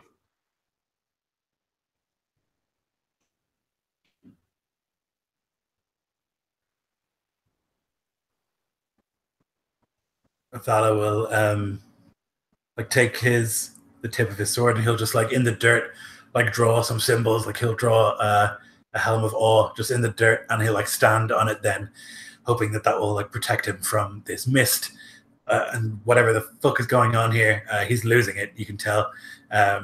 He's like muttering all the time to Odin to like come back and to like watch him again. He can like feel the absence, and it really upsets him. And how about the rest of you?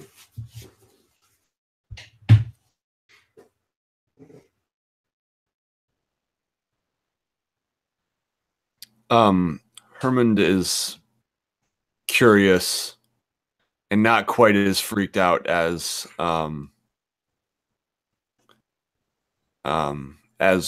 He slowly takes a couple steps toward the longhouse. He's peering in, seeing what he can see.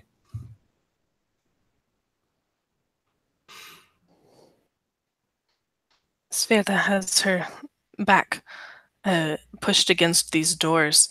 Even though they're braced, she feels the need to have something solid at her back and to help keep out whatever's out there. But now her attention is on this longhouse. And she begins fumbling amidst her gear for one of her runestones, this lucky charm blessed by one of the Gothis. It's got the symbol of Odin on it. She begins running it over her hands, still clutching her sword in the other one. All Father, protect us. All Father, watch over us. All Father, turn your eye to see us. And you hear a voice. And you can't tell, like the other Huskarls around you don't seem to be affected. They seem to be milling around, standing around. Some of them are moving up to the palisades to have a look. They don't seem to notice it, but the three of you hear a voice. The All-Father is not with you. Come. I would parley with you.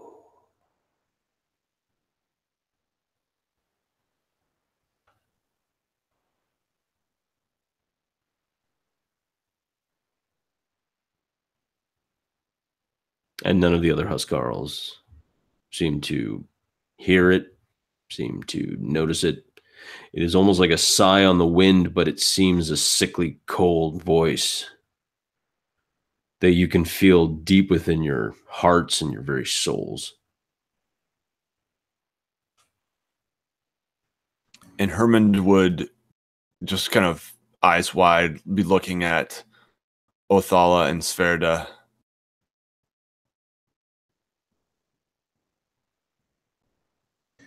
Yeah, I thought it was the same. He would like look in the direction of the voice, and then he would see Herman move to look that way as well for a second, and he would maybe be reassured that he didn't just imagine that voice, and then he would realize he'd prefer it if he had imagined it.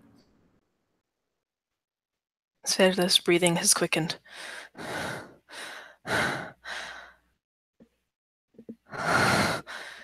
It is unholy.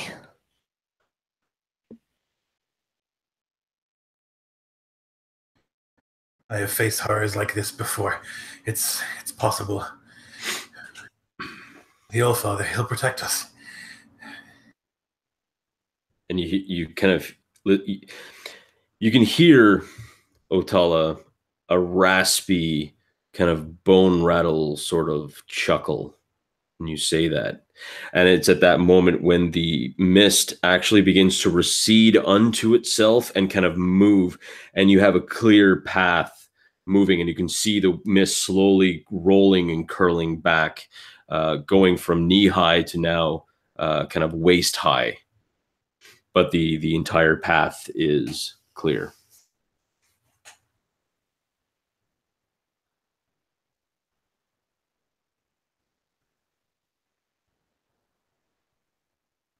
I've killed witches before. I can do so again, he says, and he'll like steel himself to start walking in that direction.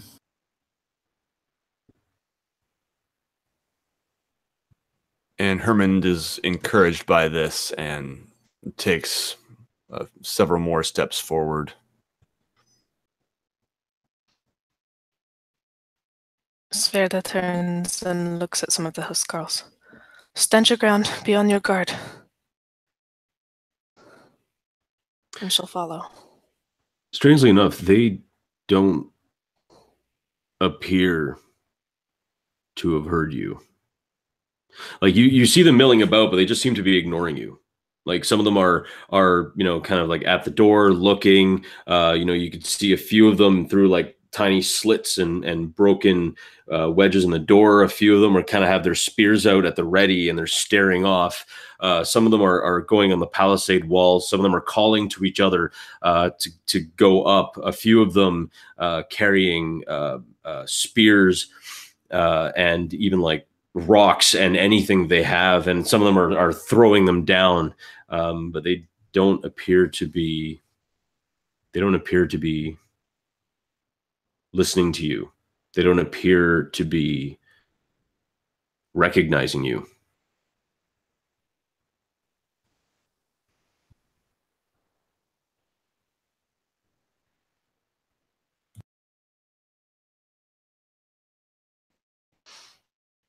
Sverda, her brow furrows. She looks at one of them. Ingvar!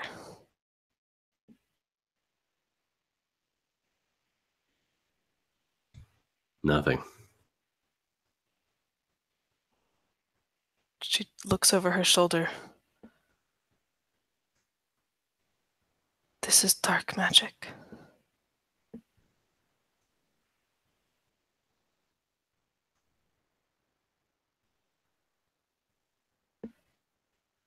But she'll step towards Othala and Hermund.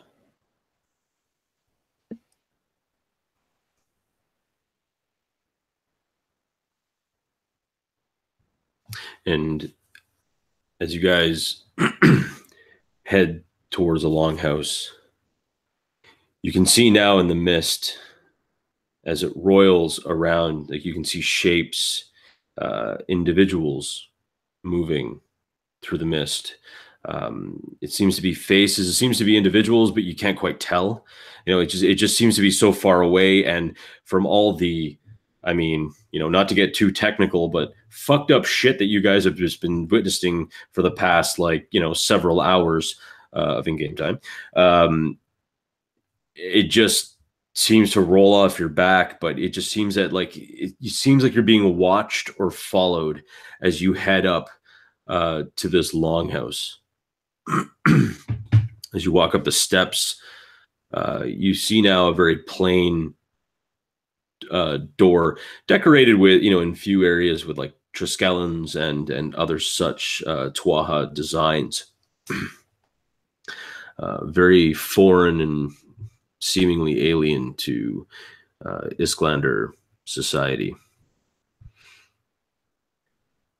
As soon as you step in, though, it is like stepping from a warm summer's day into a blast chiller. It is cold. It is so cold. And you can feel, it's almost like this is the origin of coldness itself. You can feel it through your bones, through everything. And then your eyes kick in. And you can see around you now. You see desiccated corpses that almost seem mummified, that have long rotted away, that are just standing. They appear to be breathing because it seems that a cold breath, a steamy breath, is just slowly emanating from them in regular patterns, as if they are standing there breathing, but they are dead, long dead. Some of these individuals have probably been dead for 100 years, maybe even more, but they are all standing, immovable like statues, staring ahead. As you move up, the long table, long since gone, you see a large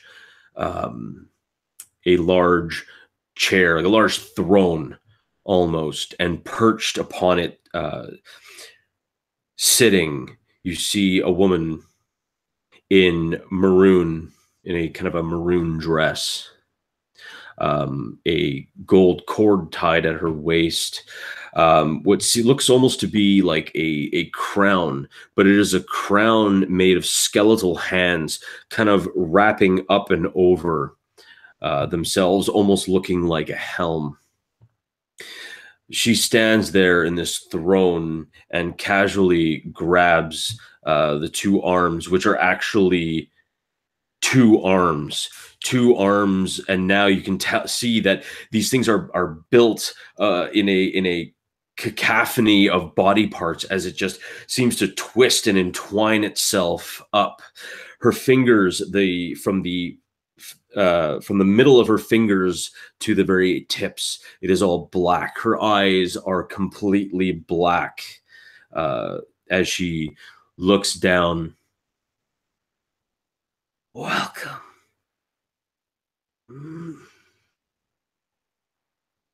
I'm glad that we could speak. Just us.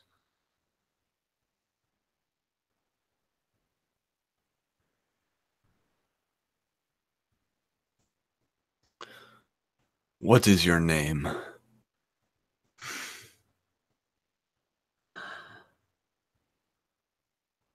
This form, this body is Astrid, but I am borrowing her for the time being. You see, she prayed to me, begged me to help when she was on that ship, coming here, and died.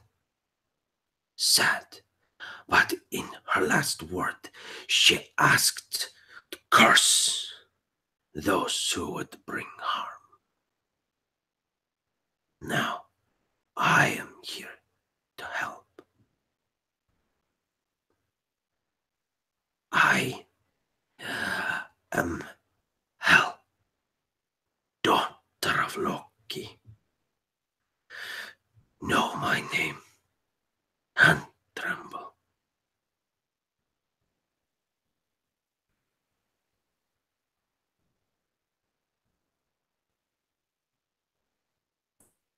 I thought I can't handle that at all. He's like trying to stand there. He's trying to stop his teeth from clattering in the cold, and then from fear.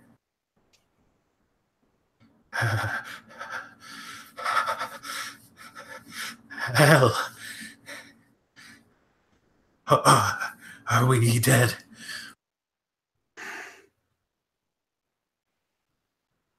Do you wish to be? And at that moment, suddenly two of these these Draugr, their heads snap just to you, Otala. And their dried, sinuous lips kind of curl back more, exposing these teeth. I can make it so. No. I will die in battle. That is my fate. Oh. Do you wish to die in battle? We can make that so too. But I'll give you a chance. I will let the three of you go, but you will leave your Huskarl here. I will create an army so that I may pay this one's husband a visit. It will be glorious, and I will let you hold on to the precious moments of life you have left. Maybe before you join my army.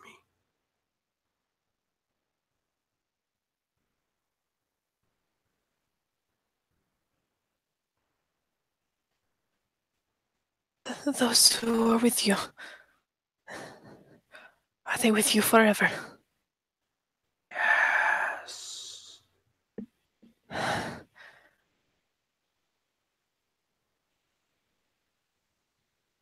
We could not leave the men to that fate.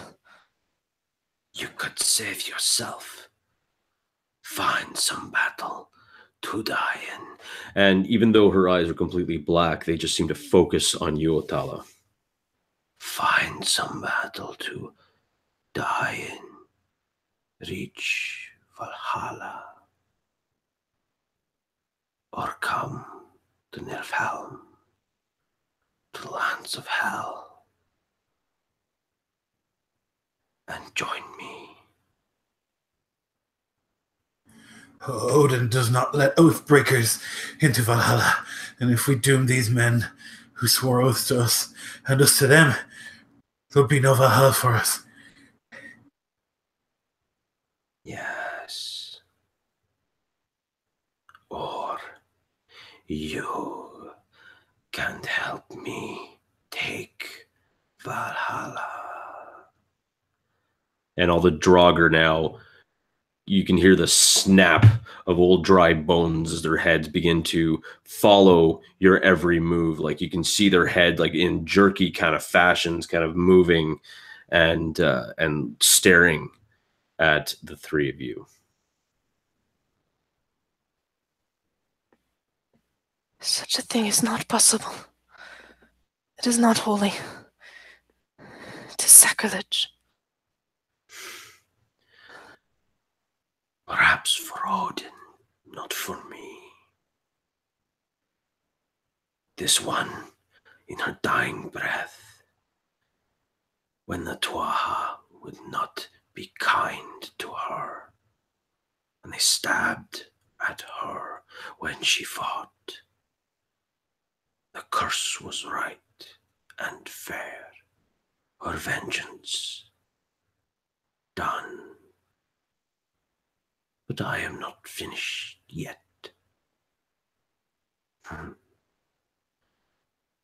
What about you, Hormand, fisherman? You are quiet. Have you nothing to say for yourself? Horman just flexes, and he's brandishing this Dane axe and kind of backs up a little bit, weak at the knees. Nothing to say to you.